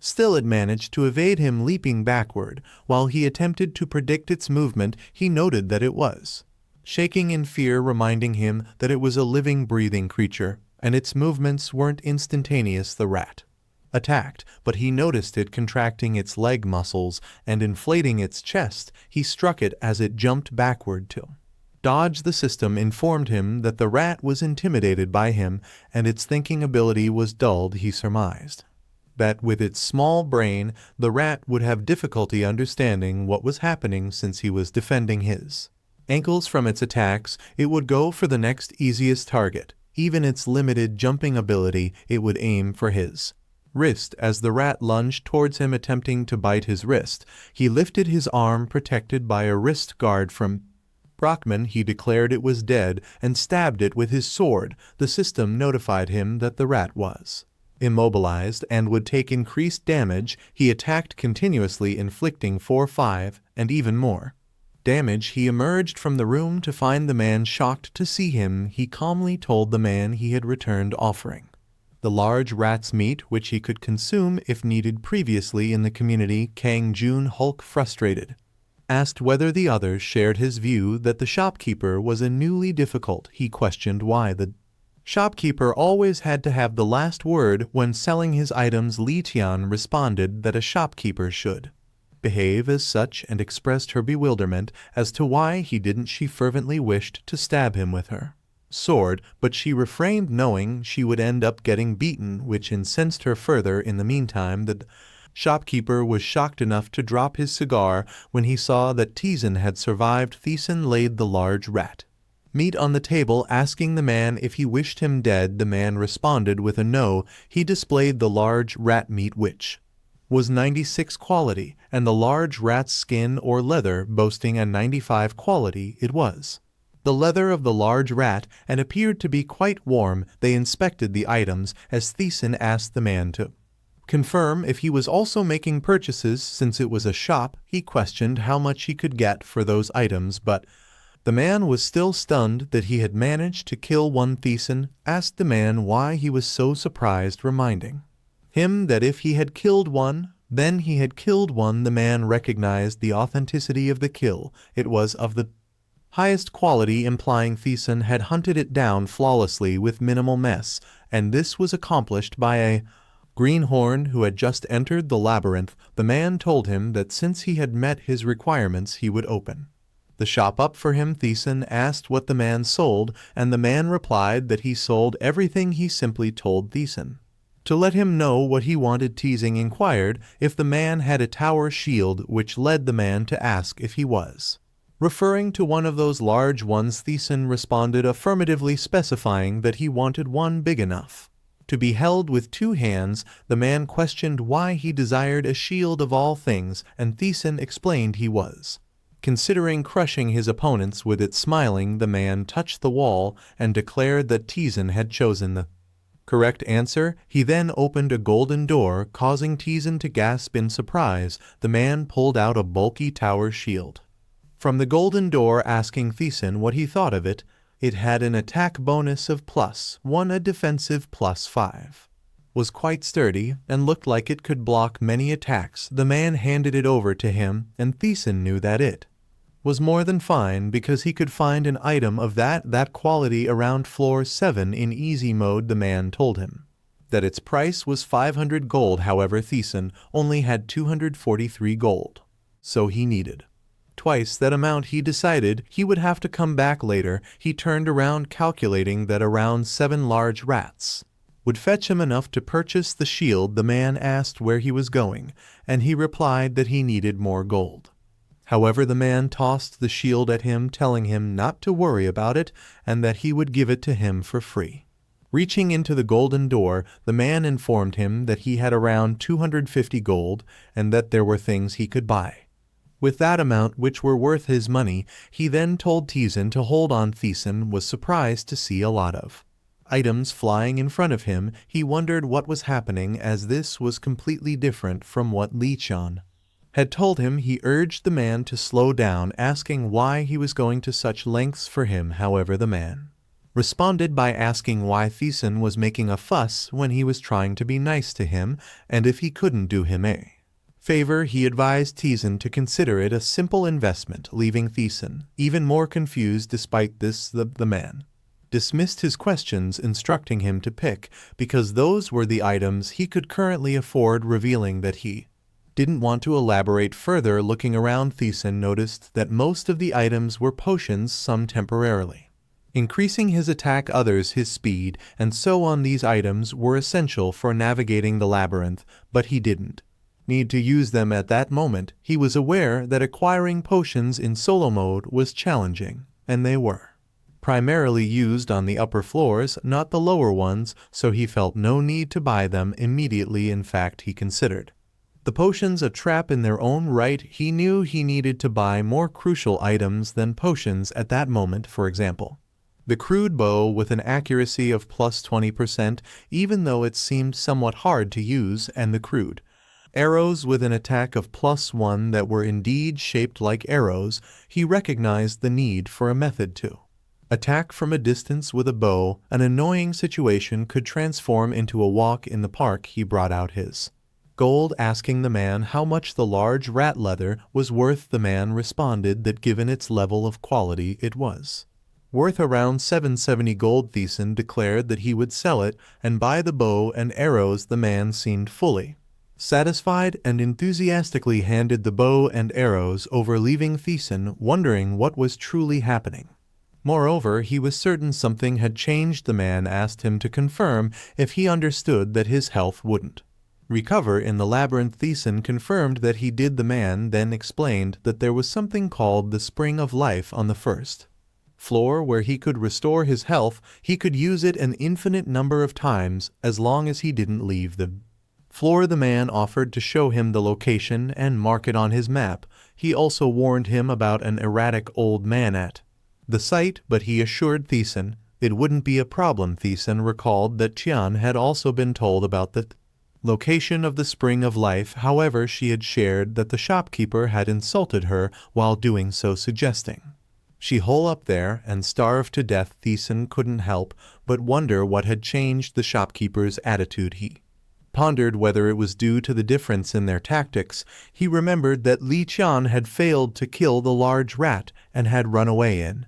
contrast, he had faced the creature, killed it, and returned earned. He considered whether this contrast in action had caused the shopkeeper to change his attitude towards him. He had killed the large rat on his way, using his shield, achieving victory over the creature. He was aware there were several questions that he couldn't answer at the moment, like the activation of his interception skill and the fact that his agility had also permanently increased by 1 when he had first succeeded in killing a large rat. He wondered why there were so many status screens from killing one random mob. In addition to his basic skills, he also had skills that he had earned on floors 20 and 40 in easy mode. He hadn't expected to obtain those on the first floor of solo mode. He observed the soul skill, noting that his interception skill increased proficiency by 100 and his soul had experienced a higher plane of existence. Consequently, every time his higher dimension soul won, it would steal the opponent's power. He remembered that while he was fighting the S-rank monsters, the system had informed him that he was in a state of complete concentration. His body and mind were unified, and a miraculous power had been imprinted onto his goal. He had obtained the soul skill. Interception increases. However, as he had escaped the labyrinth, he was unable to acquire the skill, and his interception increase had been sealed back when he fought the S-rank. A system window had opened up after he had chipped away at the 1-2 million HP, and he hadn't been able to check it properly because he was exhausted, so he wondered if the sealed skill had been unleashed because he had returned to the labyrinth. It was a skill that he retained even when time was turned back, and he persevered in his quest because it was a question he couldn't answer at that time. Then situation was the same, and he knew he had to aim towards his goal to become stronger than anyone he was walking down. The corridor, certain that the spring of life should appear past the corridor, he thought the path was unnecessarily long. Suddenly a large rat appeared. He surmised that encountering a monster in a corridor was pretty typical, then more large rats emerged, prompting a warning from the system that he was in a difficult situation he found himself. Surrounded by large rats, he looked around, counting how many large rats surrounded him. He realized that just three of them were enough to surround a large human, and even with the rats' small brains they would be able to tell. They had the advantage, however. He grabbed his shield, running fear and confusion checks one of the large rats. Was surprised when he jumped to attack it using his shield. The system notified him that all checks were cleared and that he had resisted with unshakable focus. He swung his shield, knowing that he couldn't falter. He had seen too many players die after hesitating in such situations. The other two rats attacked him from behind, but with his unwavering mind, all his stats had increased. He counterattacked using his shield, pushing one of them against the wall. Then he attacked the other one with his shield, confident that with the level up and successful checks his enhanced stats would allow him to react and catch the large rats with ease. The system informed him that he had succeeded in fighting off two large rats and had leveled up. However, the last rat, intimidated by him, had its judgment dulled. He taunted it, making it furious enough to leap at him. He simply raised his shield and thanked the rat for its straightforward approach. Then he stabbed it to death with his shield. Later, he reached the corridor door and opened it. He stepped out. Scanning the area, the system explained that the area was a resting zone within the labyrinth where his enemies could not willingly enter. The tranquility of the place, however, made him feel lethargic. Additionally, the system informed him that he had discovered the spring of life for the first time, awarding him a first discovery bonus. His intelligence permanently increased by 1 and his mana by 2. He scooped some water, aware that most areas of the labyrinth were infested with monsters. Exceptions were the shop and the spring, which served as safe zones. He splashed the water on his face, and the system informs him that he recovered to his best condition, the coolness refreshing him and relieving his fatigue as if he had slept. However, he knew his mental fatigue would continue to increase and decided he should rest there. The next day he accessed the system, wondering if a day had passed. He speculated that there might be updates on the community board. Upon opening the board, he saw Kang Junhook's solo mode post asking if he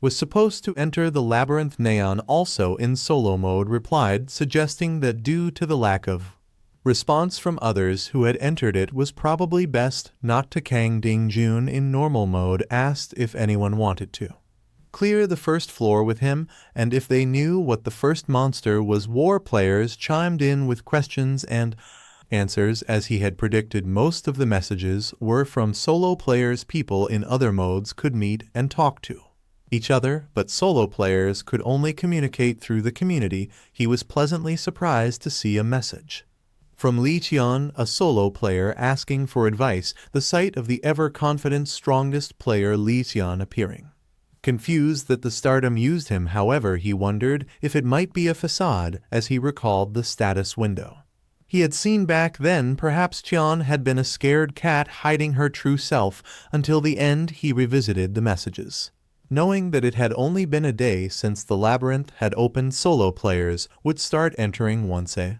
month had passed, so there should be plenty alive right now. Then he started to type. The rewards in solo mode were undoubtedly commensurate with the difficulty, although she had missed out on many rewards after swiftly defeating the boss. Li Qian had managed to become the strongest player. Qian and the other players received a message and were surprised to see Kang Thiessen, a solo mode player, sharing the basic method for clearing the first floor in solo mode. He stretched, curious about what would happen next, as he had anticipated trusting an article without any basis, and entering the labyrinth could be challenging. Even if they believed him, he didn't know how they would react. He recalled that among the 10,000 people who entered solo mode, the only one to survive was Li Tian. Planning his next move, he pulled out some large rat meat, considering whether to eat it, considering his goal it might be for the best. He bit into the raw, uncooked meat. The system ran a status condition check and notified him that the check had failed. He had food poisoning. Food poisoning could rapidly deplete his health for 2 days unless he continued to consume cure potions or health potions. He would die. He drank from the spring of life, aware that food poisoning was a nightmare for beginners. That's why people who had suffered through it once advised everyone to cook before eating. After consuming the water, he was back in prime condition. However, he knew that obtaining food in the labyrinth was challenging. Emergency rations were available at the shop, but they were costly, limited, and would eventually run out, forcing players to resort to eating labyrinth creatures. Biting into the raw meat again, he was once again poisoned. He drank the water and recovered once more. He realized that sometimes, due to restricted space, they had no choice but to eat raw meat if they got food poisoning. In such situations, it was the worst. He noticed that he was starting to feel full. The system showed that he had suffered through so many diseases that he had formed resistance, earning him the continuous condition activation skill. He had expected disease resistance because everything changes if he had the disease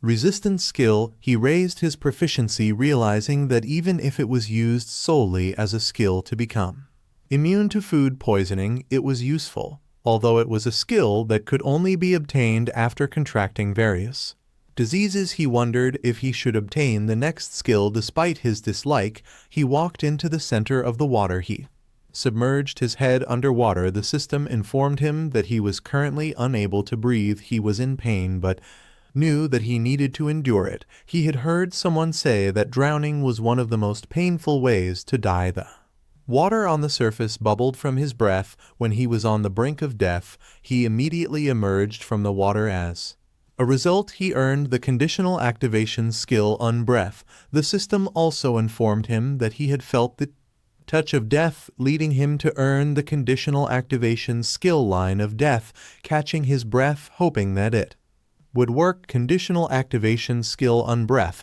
had a mana usage of 1, proficiency of 1, and allowed him to hold his breath for an extended period. Currently, that period was about twice his normal time. He knew that it was a skill that extended how long he could hold his breath, which would be highly beneficial in areas where the air itself was poisonous, as it required being underwater right at the brink of death. Not many people had it, but obtaining it also rewarded the Line of Death skill. He thought it wasn't too bad, but he was puzzled as to why his proficiency and it was already at 54%. If his proficiency was at 54%, then he would be the same as his future self. He wondered if he could inherit something like that, maybe because it was a skill tied not to his body but to his mind. Still, if that was the case, his calm mind and detection wouldn't be at 1%.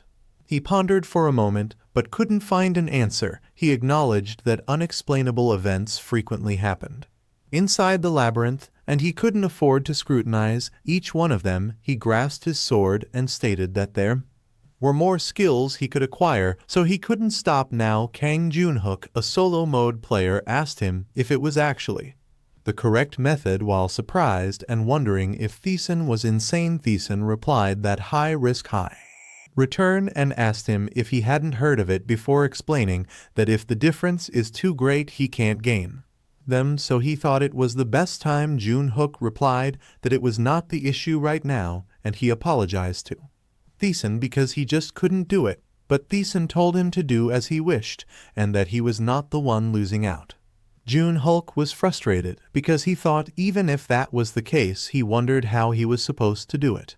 Back to Thiessen concentrating and activated the Unbreath. He knew that combinations were a big part of skills, and for example, if certain skills and situations coincided, a new skill could be gained. He swung his sword and attacked the wall of the spring life continuously. He knew that being able to endure for twice as long while in the unbreathing state is obviously limited to when they are completely still. He swung his sword at the wall multiple times while not breathing. A moment later, he finally breathed and wiped his sweat with his worn leather armor. The system told him that he had attacked many times while in an unbreathing state, and because of it he had earned the special active skill unbreathing attack. Also it told him that he had earned more than 10 skills and was in a state where he could boldly say he had earned skills, so he earned the title of skill player. He looked at his sword and said that it was not bad. Like how he could read the movement of the big rat,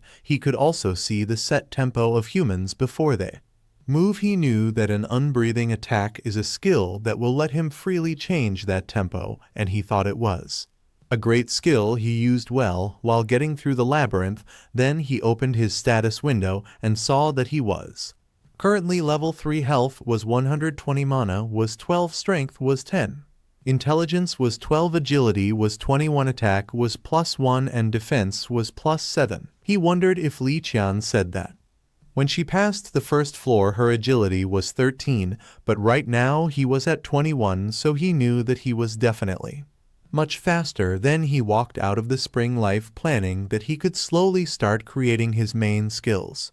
Main skills were usually worth more than 10 basic skills or were able to overcome a large difference in stats, for example addition or multiplication skills, or absolute judgment, which could discern hidden elements, attack nullification, which eliminated the result of an attack, or time stop, which stopped the time within the vicinity. They were all main skills, and having just one would give him an overwhelming advantage over players of the same level. He grabbed his shield, guessing that maybe because of it, the method to earn them was peculiar. For example, complete surveillance could barely be obtained only after evolving the detection skill 2 or 3 times, but he wondered what if there were a main skill that could be gained on the first floor, and if it would become even more difficult to earn later. Then Big Rat appeared, and it jumped toward him to bite him, but he was standing still, thinking that obviously he must obtain all of those skills. It bit his leg,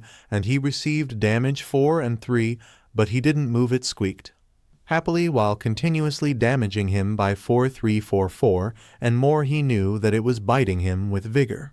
Thinking that he couldn't respond to its attack, he looked down and saw the big rat happily biting him. The system warned him that he was on the brink of death, but he thought he needed to wait a little bit more, and when the system warned him that he was in danger of dying, he immediately attacked it with his shield. The system showed him that his line of death skill proficiency rose by 3%, and his combined proficiency rose by 2%. He blocked his leg, making the big rat confused and angry. It ran fast toward his other leg and tries to attack him, but he blocked its attack.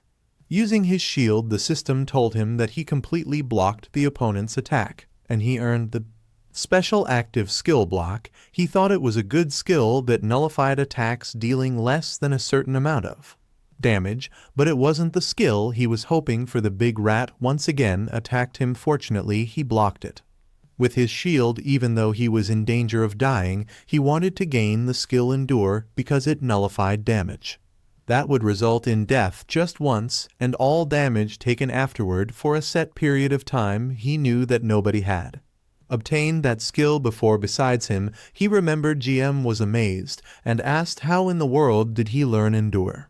Also Tion was curious too and asked why he was the only one to get such cheat skills. The ways of learning skills within the labyrinth were simple and already set. They could receive the skill from someone else, or if they achieved something others could not, they were awarded a matching skill, and finally they could try to reproduce a similar effect to the skill. He obtained an unbreath by holding his breath, and because he swung his blade while in that state he earned an unbreathing attack, so he wished to earn Endure, which nullifies an attack that would lead to death. The big rat was near to biting him, but he just focused on looking at it and smiling because he knew that he just needed to continuously block the attack that would have led to his death. Then he blocked the big rat that could have led to his death, so he had earned the continuous conditional activation skill Endure. He smiled when he got what he wanted and stabbed the big rat using his shield. He proudly raised his hand while saying that it was a skill that could save their life and asked if it wouldn't Be a waste not to go for it just because they are scared back. Then GM and Tio were stunned, but they smiled because they expected Thiessen to be a crazy bastard at one point. He knew that the people who heard it would respond in that way, but it was the labyrinth, and if they didn't risk their life, they wouldn't gain anything. He exhaustedly walked toward the water of spring life and drank it as just like before he was recovered to his best condition. He opened his status and was grateful because he also raised his proficiency in the line of death and calm mind a lot. So he wondered if there was another skill he should learn. He felt like there should be a couple, but he had over 200 skills. Suddenly he heard a rustling sound and an old man shouted that there was a prior visitor. The system told him that he had encountered a person searching for God. He cast his shield, making the man tell him that it was a great response. He knew that monsters cannot enter the spring of life, which meant the man was an NPC. Also he heard that most of the solo mode NPCs are psychopaths. The man asked him if he was an adventurer, making him ask what an adventurer is. The man explained that they referred to those who toil to conquer the labyrinth as such, and asked him if he was one, to which he replied yes. Then he remembered Chom telling him before that when she was resting at the spring of life on the first floor, some night grandpa appeared, and he was someone who served some god or something. He panicked, wondering what came next again because he needed to remember it quickly, but the old man suddenly launched to punch him and told him to try and block it. He was stunned when the system warned him that the old man named Angel activated a non-lethal attack. When he thought he was going to die, his line of death activated. He advanced his shield and blocked Einzel's attack, which made a large impact on their surroundings. He was surprised that it was such a heavy blow. He tried to compose himself, making Angel smile in amazement. He struggled hard to block the attack, but eventually he pulled his shield back because he couldn't handle the force. The system informed him that he had closed in on incredible power, thus his strength permanently increased by 1, and he had deflected incredible power. Furthermore, he obtained the conditional activation skill Deflect. Angel launched another punch at him. Thiessen thinks he can't dodge it and should forget the technique because the difference in their strength was too vast. The punch hit him hard, throwing him back, but when Angel looked at him, he laughed, surprised because he thought he had dealt at least 100,000 damage, but it only inflicted 211 damage on Thiessen. Thiessen activated his non-lethal attack, which nullified the damage inflicted by Angel. He was surprised that Angel destroyed the labyrinth wall with one strike, and it made him think that the gatekeeper was strong too, concluding that solo mode was populated with nothing but monsters. Angel walked closer to him, expressing his surprise. Then Angel explained when he punched his shield, commending him for managing to block that attack with his skill in that split second. However, he immediately let it go to mitigate the damage. Thiessen replied that he couldn't just stand there and take it. Angel laughed at his response and agreed with him. Angel extended his hand, clarifying that he hadn't planned on killing him from the start. That's what the non-lethal attack was for. Moreover, even if he had attacked him lethally, Thiessen had endured, so he didn't think it would have been a problem. Thiessen accepted Einzel's hand, questioning if he had seen it. Einzel responded that he was impressed with Thiessen's tenacity to fight while on the brink of death, and that his skills were outstanding. He couldn't believe that Thiessen had deflected his attack with such low stats. Thiessen knew that those NPCs were supposed to have their own consciousness, but he was confused that Eindel knew about skills when not even Li Xian did. Einzel told him that he was worried Thiessen would be weak, but he was relieved to see that those fears were unfounded. He passed with full marks. Angel then asked him for his name. Thiessen replied that his name was Kang Thiessen. Angel told him that their meeting was a joyous encounter and a blessed miracle. He introduced himself as the one who seeks a god and asked to be referred to as Igel. Thiessen remembered Tian telling him that when she was in the spring of life she was exhausted due to the persistent rats. Just when she thought she was safe, having reached the spring of life, someone appeared behind her. She heard a rustle sound from behind and turned around in confusion. Suddenly she was met with a strong fist aiming at her. She was stunned at the sight of the fist, so Angel retracted his fist, calling her a feeble coward. Thiessen remembered that Tian said the knight looked at her with contempt and then left after that incident. She never saw Angel again, but currently he was shaking Einzel's hand, which felt delightful. Thiessen asked Einzel if he could question him. When Angel agreed, he asked why Angel attacked people so suddenly and whether he did it to harass the weak. Einzel replied that it wasn't his intention and reminded him that he was a paladin, so why would he oppress the weak. Angel explained that he simply did it to evaluate those who visit that place. This made Thiessen question what he meant by evaluating. Heinzel replied that he wanted to see if they have what it takes to survive there and whether they were worth his acknowledgement. Angel also told him that there was nothing more annoying than a person with no understanding of themselves. However, in that sense, Einzel reassured him that he had passed incredibly. Thiessen thought Einzel's explanation clarified things. Angel evaluated people based on their sense of worth, so at least Angel would have no reason to be his enemy. Thiessen asked Steingel to confirm if his name was Eigel. He replied yes, and explained to Thiessen that his glorious father had given him the name. Thiessen then asked Einzel to confirm if he was seeking a god,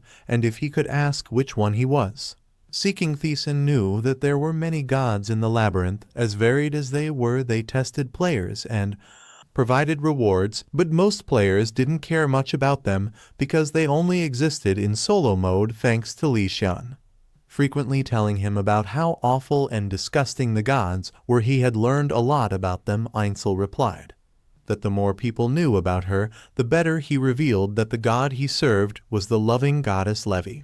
Enough. Angel explained that they all worshipped her, shouting her name from dawn to dusk. Levi enough was a wonderful goddess who connected with those who loved her, and there was no goddess in their world more beloved than her. Unfortunately, his world had been destroyed, so he was the only one who remembered her. Thiessen asked Angel if he entered the labyrinth to find his goddess. Heinzel confirmed it, but added that he hadn't seen even a glimpse of her. Thiessen knew Levine off the goddess, and thanks to Tian he knew which floor she was on. However, the problem was that Tian had told him that the goddess had already been cruelly torn to shreds by the time Tian found her. Tian urgently sent him a message, and he was surprised to read that Tian was confused about why she was there and felt like she was going to throw up. He wondered if he should tell Angel the truth, considering how disgusting the scene was, given that even Tian, who had faced and overcome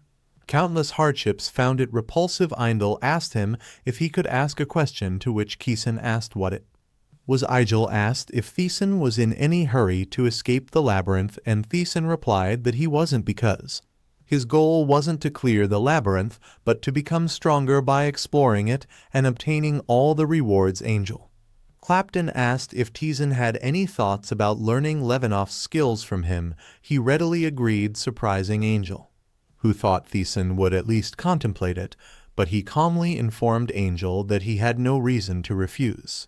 Thiessen was aware that an NPC within the labyrinth was so strong that he couldn't even begin to imagine his source of power, therefore why he shouldn't accept Einzel's offer to teach him skills. Thiessen then asked Angel what he wanted in return. Einzel replied nothing, and considered it an apology. For this reason, Angel apologized for attacking Thiessen suddenly, and even if it was for a test, for acting violently upon someone he had never met before. Moreover, Angel mentioned that as a paladin it was an act for which he had to repent. Thiessen smiled and suggested to Angel that it would have been better if he hadn't attacked him in the first place. However, Angel replied that it was a different story, and that he was offering the apology because Thiessen was someone worth apologizing to. If he wasn't, Angel would have simply spat at him and left. This made Thiessen think that Angel was a bit odd. Angel gently took hold of Thiessen while explaining that an apology with only words was worthless,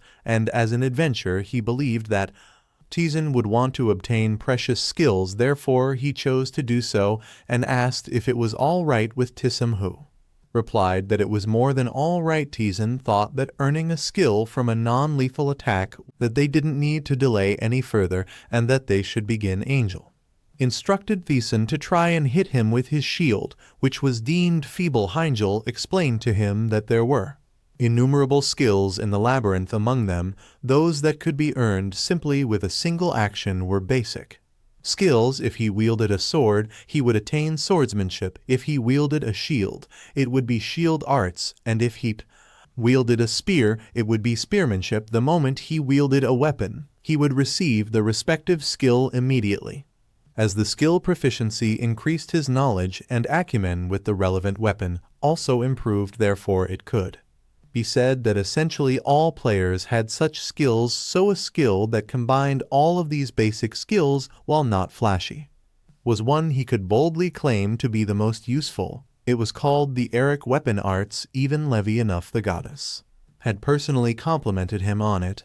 This was the very skill he wished to teach him. Exhausted, he acknowledged the explanation, prompting a smile from Angel. Angel asked if he considered it pointless. He explained to Einsel that just because the skills were combined, it didn't mean anything fundamentally changed. He thought that it might be different if it involved the main skills. But skills involving weapons would be pointless no matter how many he combined due to fundamental issues in the system. Angel asked him about his current added attack value, to which he replied that it was 1. Angel remarked that it was an adorable number and the total damage should amount to about 4. He agreed, since there was a base attack value. Angel activated his target lock, meaning he would receive all attacks with fixed damage. He clarified that it should be the shield's base attack and ordered him to make an attack as previously instructed. He grabbed his shield and thrust it at Angel, causing Eindel to take 4 points of damage. Heinzel scratched his head, asking him if he really had to strike at his head, to which he calmly apologized. Heindel tried to smile through his annoyance, telling him that this time he should attack him with his fists. Thiessen knew that Einsel would be upset if he targeted the head again. He agreed and launched his fist towards Angel. He punched him in the chest, inflicting 2 points of damage. John Angel, he asked him if he noticed what he was trying to illustrate, to which he asked to find all men to demonstrate how the damage varied depending on the weapon used to strike. Heinzel confirmed his understanding, commending him for catching on quickly. He explained that because of this factor, adventurers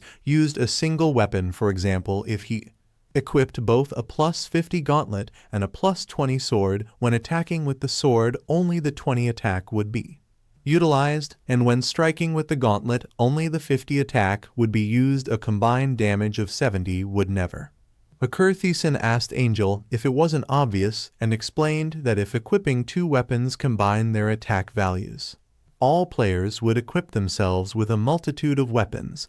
This was why they only used one main weapon and focused on raising proficiency, and that alone. Angel was satisfied with his explanation, but asked him if it didn't seem uncomfortable and inefficient to be able to use only a single type of weapon during combat. Angel explained to him that battling was something he did while risking his life, so obviously he would use his entire body during the process.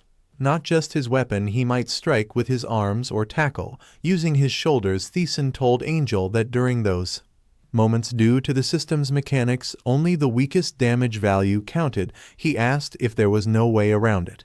Angel confirmed that it was accurate. However, his religious order, serving the goddess Levinoff, disagreed. Angel believed that his body was a weapon, and his weapon was a part of his body. When wielding his body, there should be no distinction. Therefore, after extensive research, he was able to develop the Iraq Weapon Arts in the Labyrinth. Its effects were a complete combination of all the basic skills and damage based on the total attack value of all outfitted equipment. Thiessen was surprised to hear this and asked Steinsel for confirmation to ascertain if he had truly mentioned a total attack. Einsel noticed with pleasure that he seemed to have understood the concept properly. He explained that if he had a +20 sword and +50 gauntlets, no matter what he used to strike, it would utilize 70 as its attack ties, and asked Angel in surprise if this could mean that the range of use was broadened. Angel confirmed his assumption, explaining that it affected not only in his weapons, but every part of his body. Even if he slapped with his hands, tackled using his shoulders, or kicked with his feet, they would all use 70 as the attack value. Thiessen smiled, realizing that this essentially meant his entire body was a weapon. With the Iraq weapon arts, he could equip all of the equipment that had been previously dismissed as useless. He knew that currently it might not hold much value, but as he progressed through the labyrinth and earned higher ranking equipment, that skill would hold the value of a main skill. He told Angel that it was an amazing skill and smiled, expressing his desire to acquire the Eric's skill. Heinzel told him that this might not be shocking to him, who had already endured so much, but for ordinary adventurers it was a skill that they couldn't achieve even with a lifetime of effort. He then asked Thiessen if he wanted to learn it, to which Thiessen nodded and replied affirmatively, surprising Angel with his unhesitating response. Angel placed his hand on his shoulder, instructing him to relax his entire body. He explained that this skill was different from others because it was one he had personally created and learned through his own experience, therefore he could transfer referred to him quite easily. Moreover, his proficiency was 100%, so Thiessen could acquire it without enduring any pain. The system notified him that the basic skills, shield arts, and swordsmanship had been combined with Iraq weapon arts. He was amazed to feel an influx of diverse skills and information, and couldn't believe that he could acquire a skill so easily. A minute later, the system informed him that he had received a skill from the creator of the Iraq weapon arts. He received an ultimate rank skill, Eric weapon arts. Iraq weapon arts proficiency was at 1%. It was an art that used his weapons and body, but since he was still not proficient, there would be losses in applying power. Einsel searched for something while advising him to train regularly without skipping a day until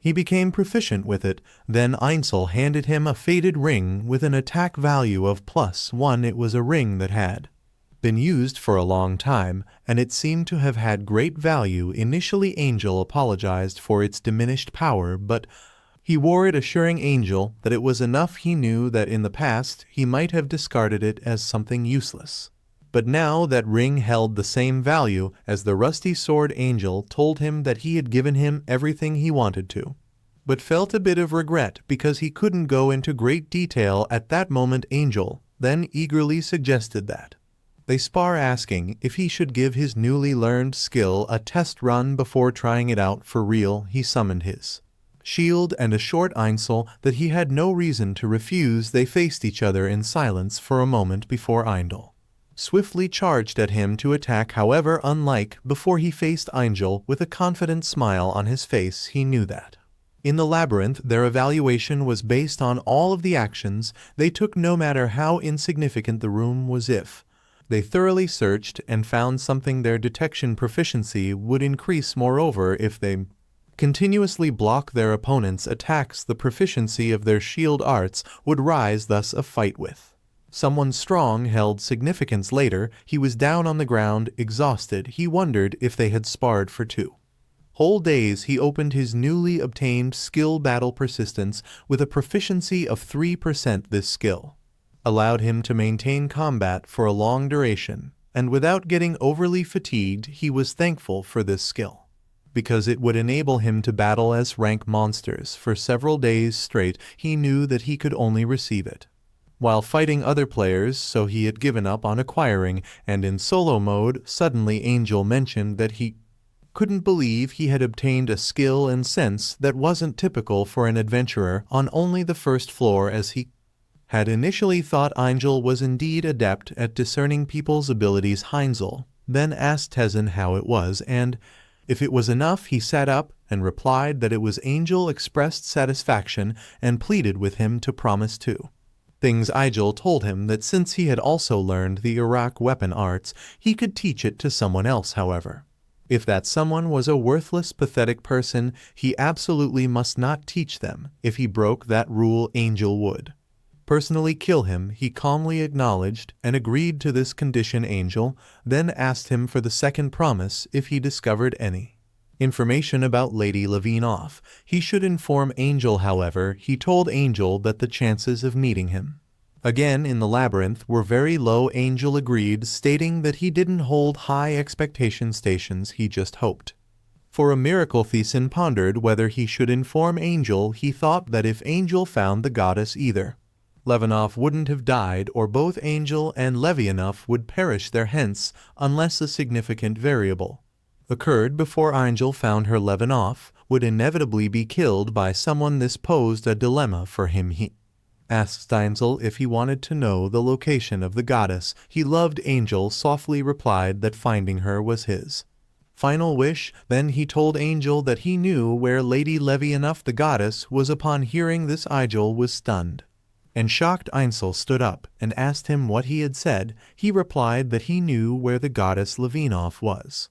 But Angel angrily told him that he was taking his joke too far. Angel explained to him that he had roamed the entire labyrinth for a long time, but he had never been able to find even a hint of his goddess, so he asked Thiessen how he, who had just entered the first floor, could know where Levinov was. Thiessen realized that Angel didn't believe him, but he knew that it was a natural reaction. Still, he had thought of a response to it as well. He told Angel that he could trust him and explained that his world had an item related to the labyrinth. Unfortunately, Angel told him that it was a lie because the labyrinth didn't have any maps related to itself, but Thiessen explained to Angel that it was not a map related to the entire labyrinth, but a map connected to a special existence. Angel was surprised to hear this because he knew it was true, and he asked Thiessen if the god-calling flute was in his world. He replied yes, and explained that there was an item they could obtain within the labyrinth that told them the location of a god his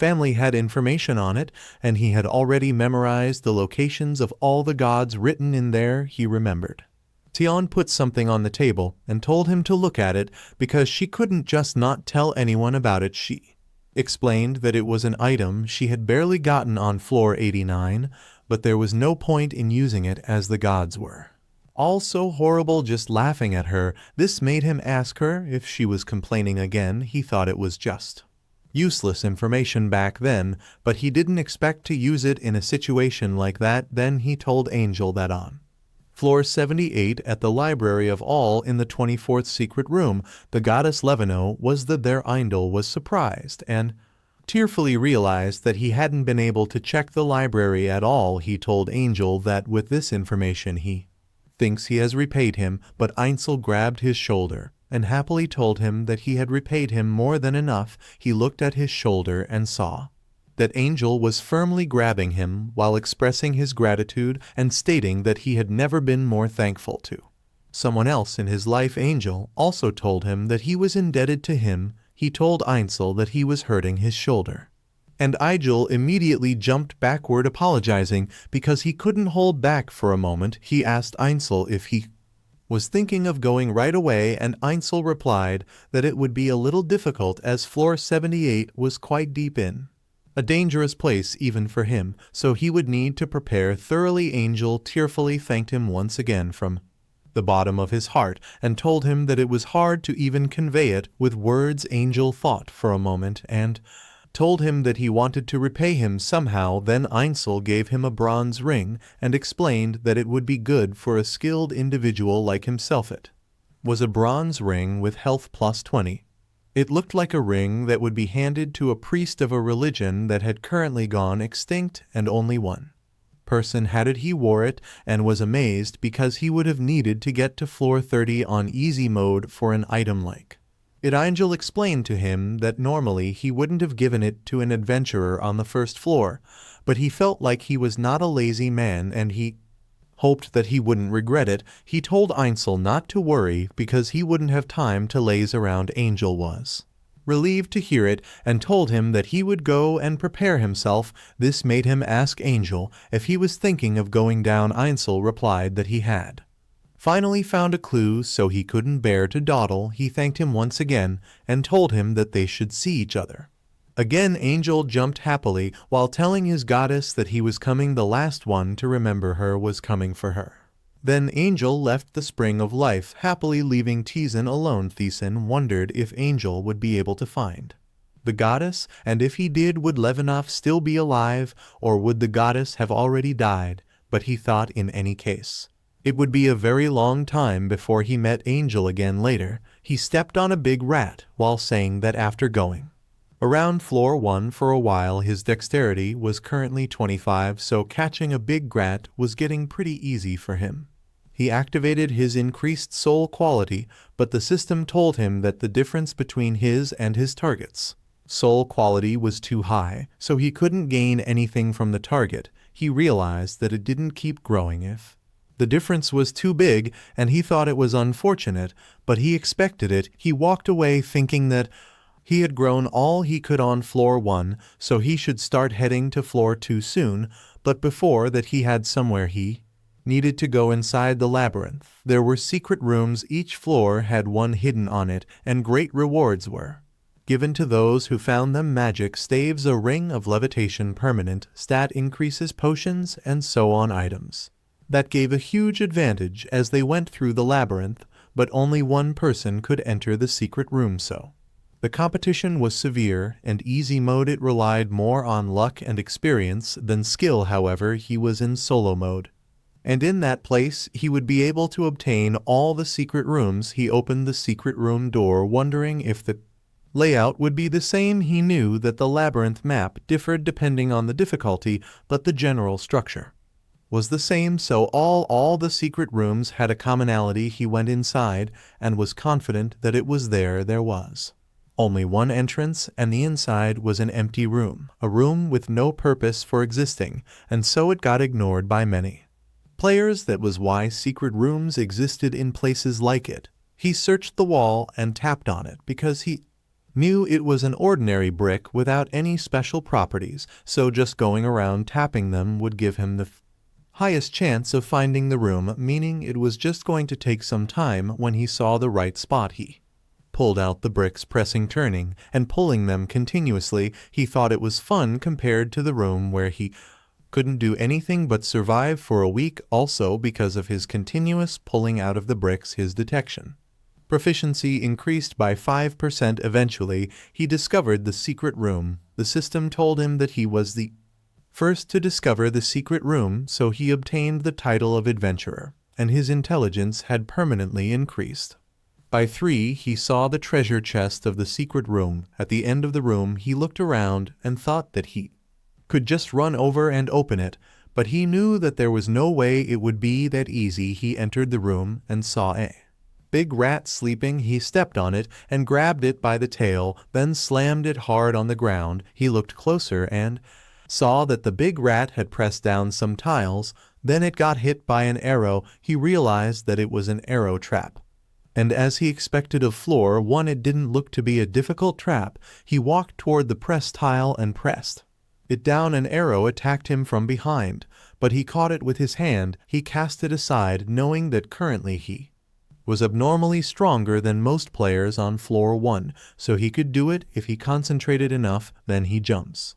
into the trap tiles and catches the arrows that attack him. He gets down while the arrow is flying from behind him, but avoids it. Realizing that it is getting more difficult, he steps onto the other trap, thinking that it would be a waste to buy arrows at the shop, so getting them there for free isn't nothing. While he is catching the arrows attacking him from the side, the arrows are poison arrows with an attack +2 and paralysis arrow attack +2. However, the arrows may fail to defend depending on their stats and level. He looks at the arrows and thinks that there are some weird ones. He looks back and puts the arrow in his inventory while planning to go again from the first trap. The arrows continuously attack him from different directions, but he just catches them easily, and he thinks it is technically an exploit, but it works pretty well. He put his arrows again in his inventory and sees in his inventory that he has stored 100 arrows,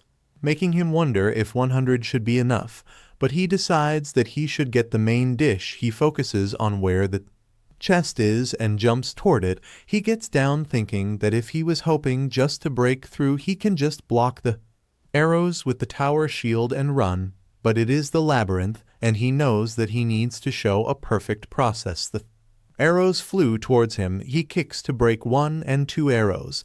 Then he catches the 3rd and 4th arrows, and finally he blocks the final arrow. He steps on the 9th brick and 9 more arrows are fired at him. He activates his unbreathing attack while running, which frees him from breathing for 10 seconds, and his clear view proficiency increases by 2%. He jumps to face the arrows, but sees that 3 arrows are coming from the front, 2 from the left, 3 from the right, and 1 from below. He knows that it will be difficult to dodge all of them, so he heightens his senses, and as a result, he obtains the continuous conditional activation skill improved sense. He breaks 1 of the arrows and breaks 3 more, leaving 5 arrows left. 1 of the arrows is in front of him, making him activate his deflect, but it turns around and hits him from his ass, damaging him by 8. Still, he breaks it, leaving 4 arrows left. He meets the 4 arrows, knowing that he can handle that much damage, and thanks to ignoring that arrow with skill, he has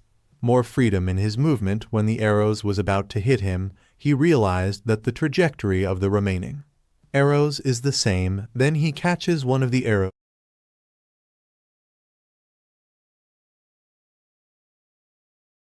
on the pattern. Until then, the last trap shoot of 10 arrows, but he is surprised to see 15 arrows flying toward him, making him wonder if they are joking. He jumps back in panic and catches the arrows that were about to hitting him. He uses them to break the other arrows, realizing that there are more than he expected, and he can't block all of them, but he knows that as the number of arrows increases, more and more of them align on the same trajectory, so if he can't dodge them, he uses his arms to defend himself. Every arrow that hits him damages him until he is in a debilitated state. The system warns him that he is bleeding and he will continue to lose health. He pulls out the arrows from his arm furiously because it hurts like hell. The system tells him that he has experienced excruciating pain, and he has obtained the continuous conditional activation skill reduce pain. He bandages his injured arm while looking at his health, which is 54 out of 140.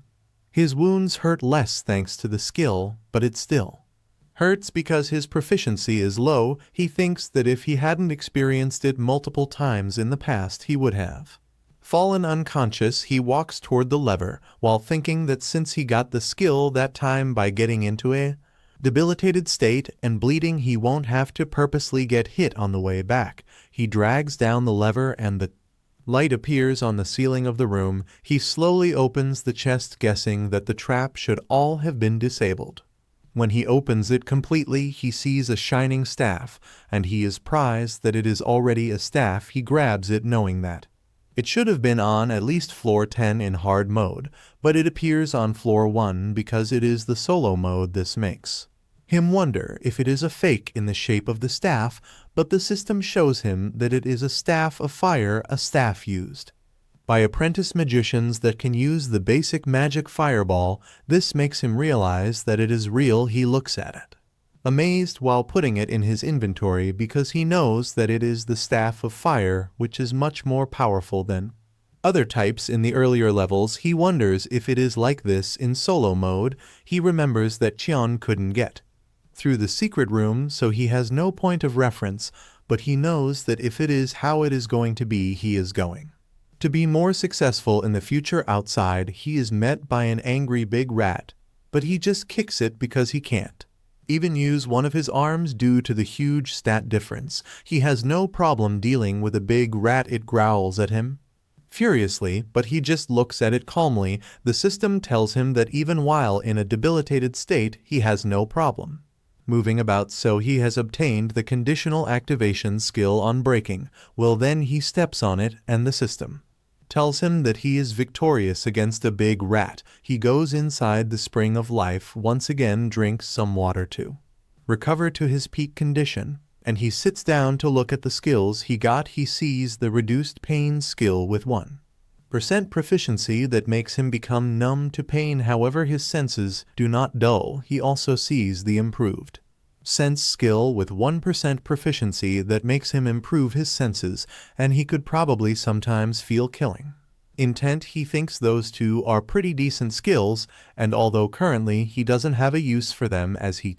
increases his proficiency in them, they'll become exponentially better. Then he sees the Unbreaking will skill with 1 mana usage and 1% proficiency. Even with all sorts of injuries, his fighting spirit can't be stopped, and while in combat, he can ignore all injuries for 10 seconds. He thinks that it hurt a bit getting it, but it was definitely worth it. Then he takes out the Staff of Fire with Fireball mana usage 3/1 proficiency, and it can produce a fireball that deals a lot of damage to a target with no resistance. Also, the target runs a check against the status condition burns. He puts it back in his inventory, thinking that he got everything he could on floor 1, so it is time for him to go down to floor 2.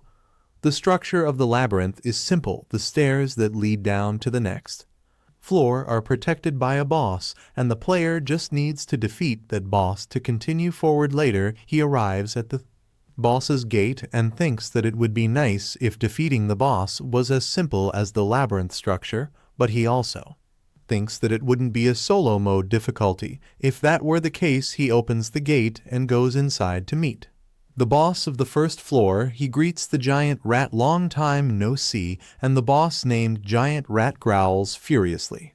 Upon seeing him, he realizes that something like this is the solo mode for one boss, but the giant rat was the easy mode's floor 10 boss. This makes him wonder how many players were ripped apart by the rat's claws. The huge rat runs toward him while he asks if he should even be surprised after all he has been through. Then he calmly tells it to come to him. Thiessen remembered that a giant rat wasn't a monster a mere first floor player could defeat. That's why Li Chun, using an exploit, she leveraged the fact that the boss of the labyrinth couldn't leave its room. She filled the rat's room with oil and lit it on fire. It was a viable method given they had the time to spare. Thiessen thought that since Tian was the only player to survive solo mode, her strategy could be considered the correct answer. However, he knew this wasn't the fight. The labyrinth wanted the rat jump to attack him, but he calmly activated his fireball, understanding that only after demonstrating a near-perfect battle would he become significantly stronger. He launched his fireball, dealing 14 damage to the rat. Running a burn check, the system confirmed that the giant rat was burning. He switches to his bow in an arrow, aware that the burn condition inflicted 1 damage every 10 seconds.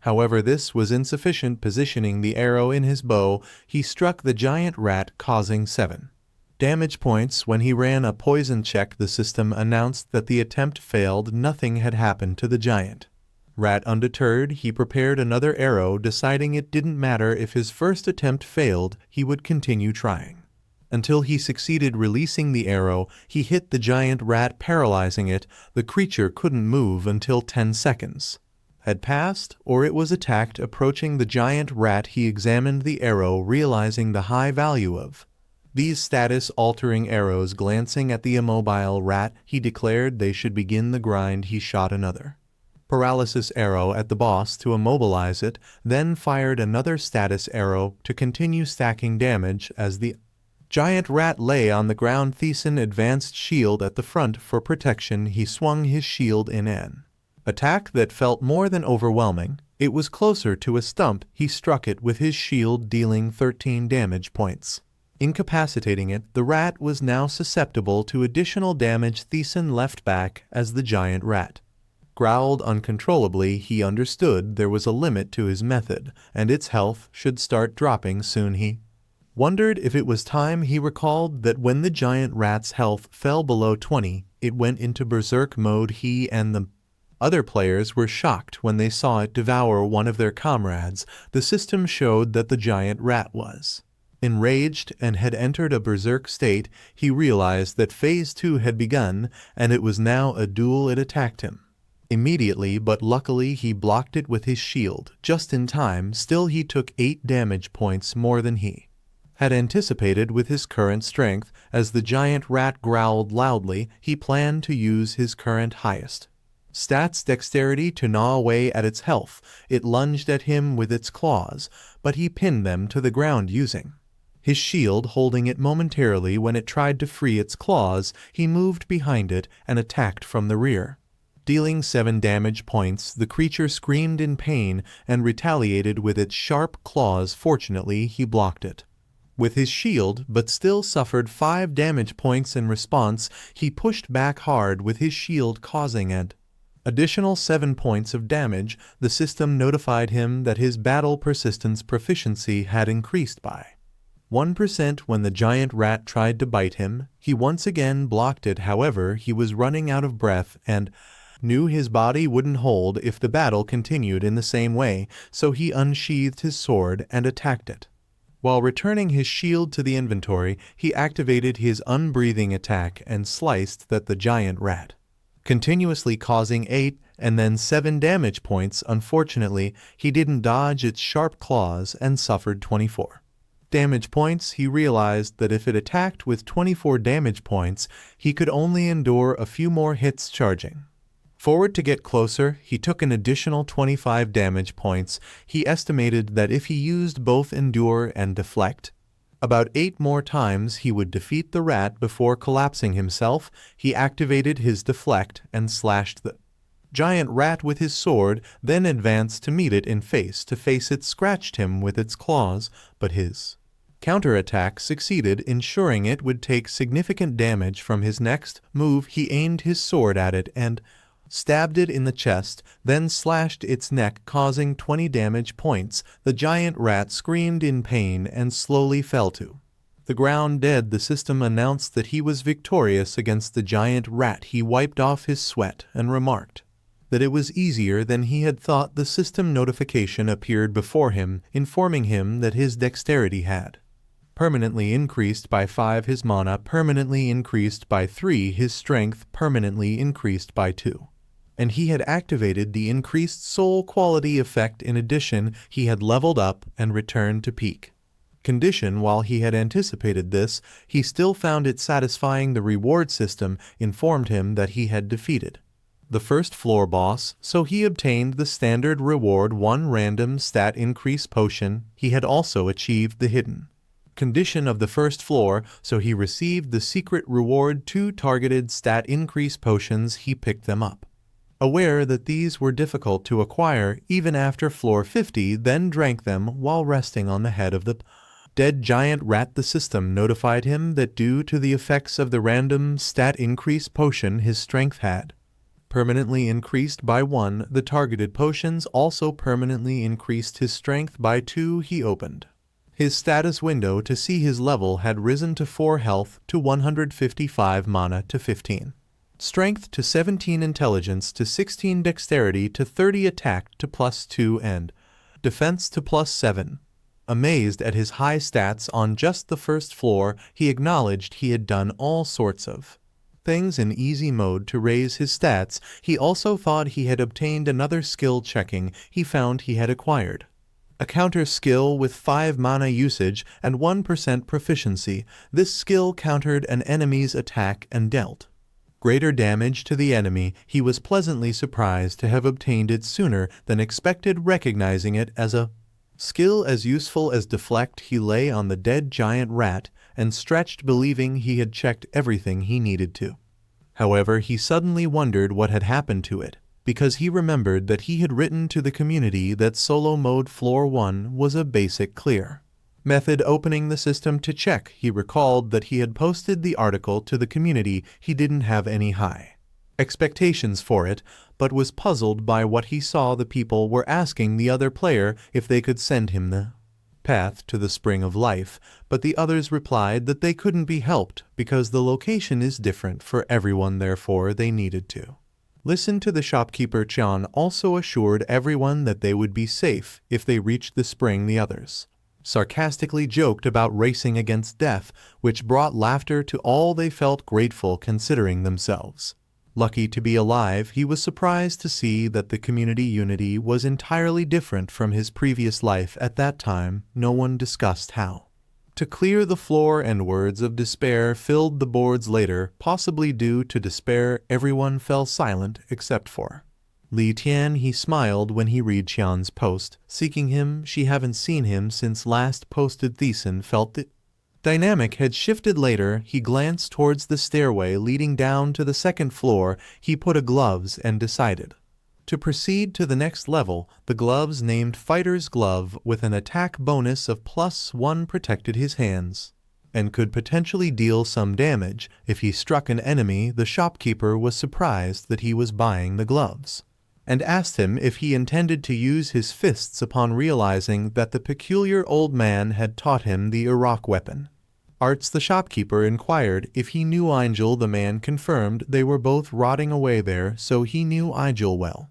The shopkeeper asked him if he was only going to sell the meat, because if he had defeated the boss he should have also acquired leather and teeth, but he replied that he was not selling them because he had a different use for them. The man excitedly told him that he thought he understood what he meant and asked if he was planning to find the blacksmith of the labyrinth. Harfin, he remembered Sean mentioning that without Harfin she wouldn't have been able to reach the deeper floors. If he journeyed deeper he, too, would be able to meet Harfin, and so he decided to hurry. He knew that the place was slightly further from the labyrinth's entrance. It was where things that had been stabbed to death could be revived, and the beings there weren't powerful. Eventually he arrived at the second floor, and his mission was to defeat the boss of this floor and pass through. The reward was a low-grade mana increased potion in an undisclosed secret reward.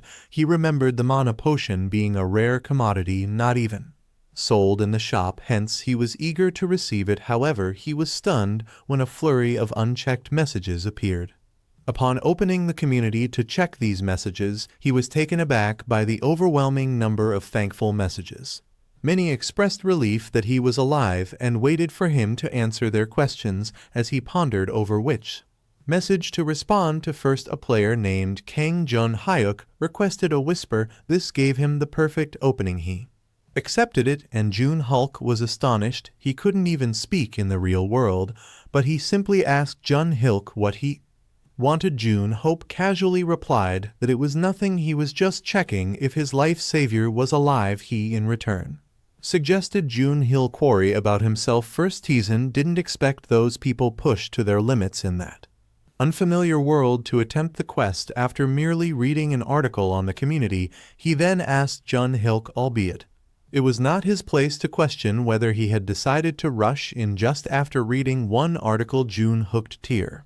Flea replied that they had no choice and everyone was at their limit, thus he clung to any sliver of hope he could find. He still gets chills thinking about that time and thanked Teasen for his help. Jun Hulk also explained that he knew they wouldn't get food unless they entered the labyrinth. There was no news from those who had ventured in, and his hunger grew. Moreover, there was no one to converse with, creating the perfect conditions for insanity. Jun Hook narrated how he had run into the labyrinth with a plan to grab anything edible in that desperate situation just in time. Thiessen shared his method to clear the first floor. Jun Hook expressed that though he might not have expected much, it was an article they desperately needed at the time, hence Miss Tyan succeeded first, followed by others. Upon hearing this, he realized that even Tian, who often complained about the community, was able to succeed. Consequently, others gained faith that they could do it as well. He asked Jun Hook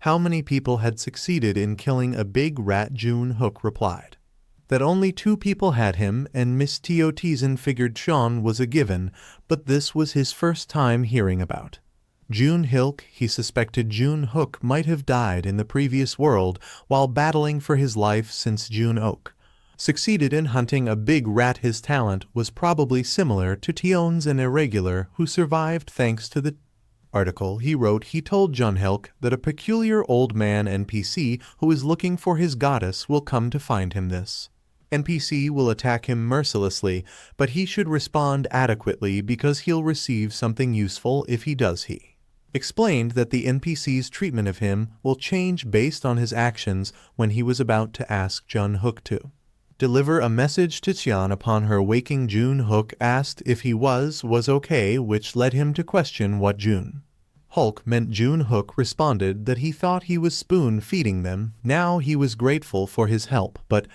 technically, as they were all going through the same labyrinth, they were competitors, although currently weaker.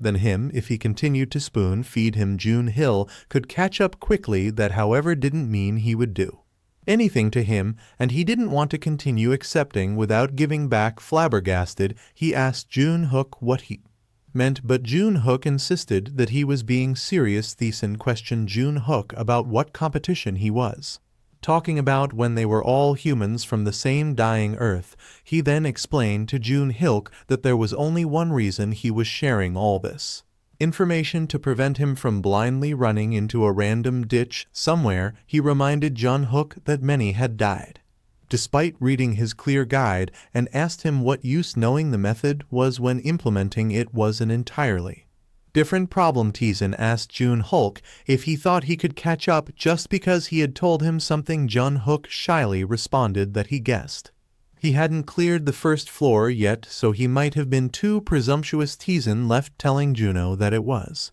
good he understood, but he paused and wondered if it was about that time. He asked Jun-hook how the community was doing these days. Jun-hook replied that people from other modes were also engaging with them, but some were attempting to pick fights. He was ignoring them for now, but he didn't understand why they were behaving this way. Realizing that people who didn't know their place had started to stir, he told Jun-hil he understood and wished him good luck. He left, hearing Jun-hook cheerfully wishing him good luck too. He then proceeded to the second floor on solo mode. He knew that until now the first floor had merely been a tutorial and the real labyrinth supposedly began.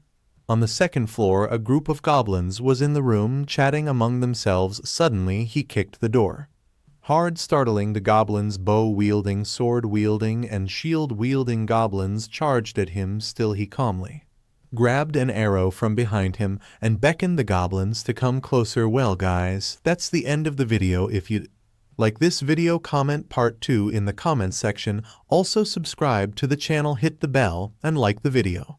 Thank you for watching, and see you next time again.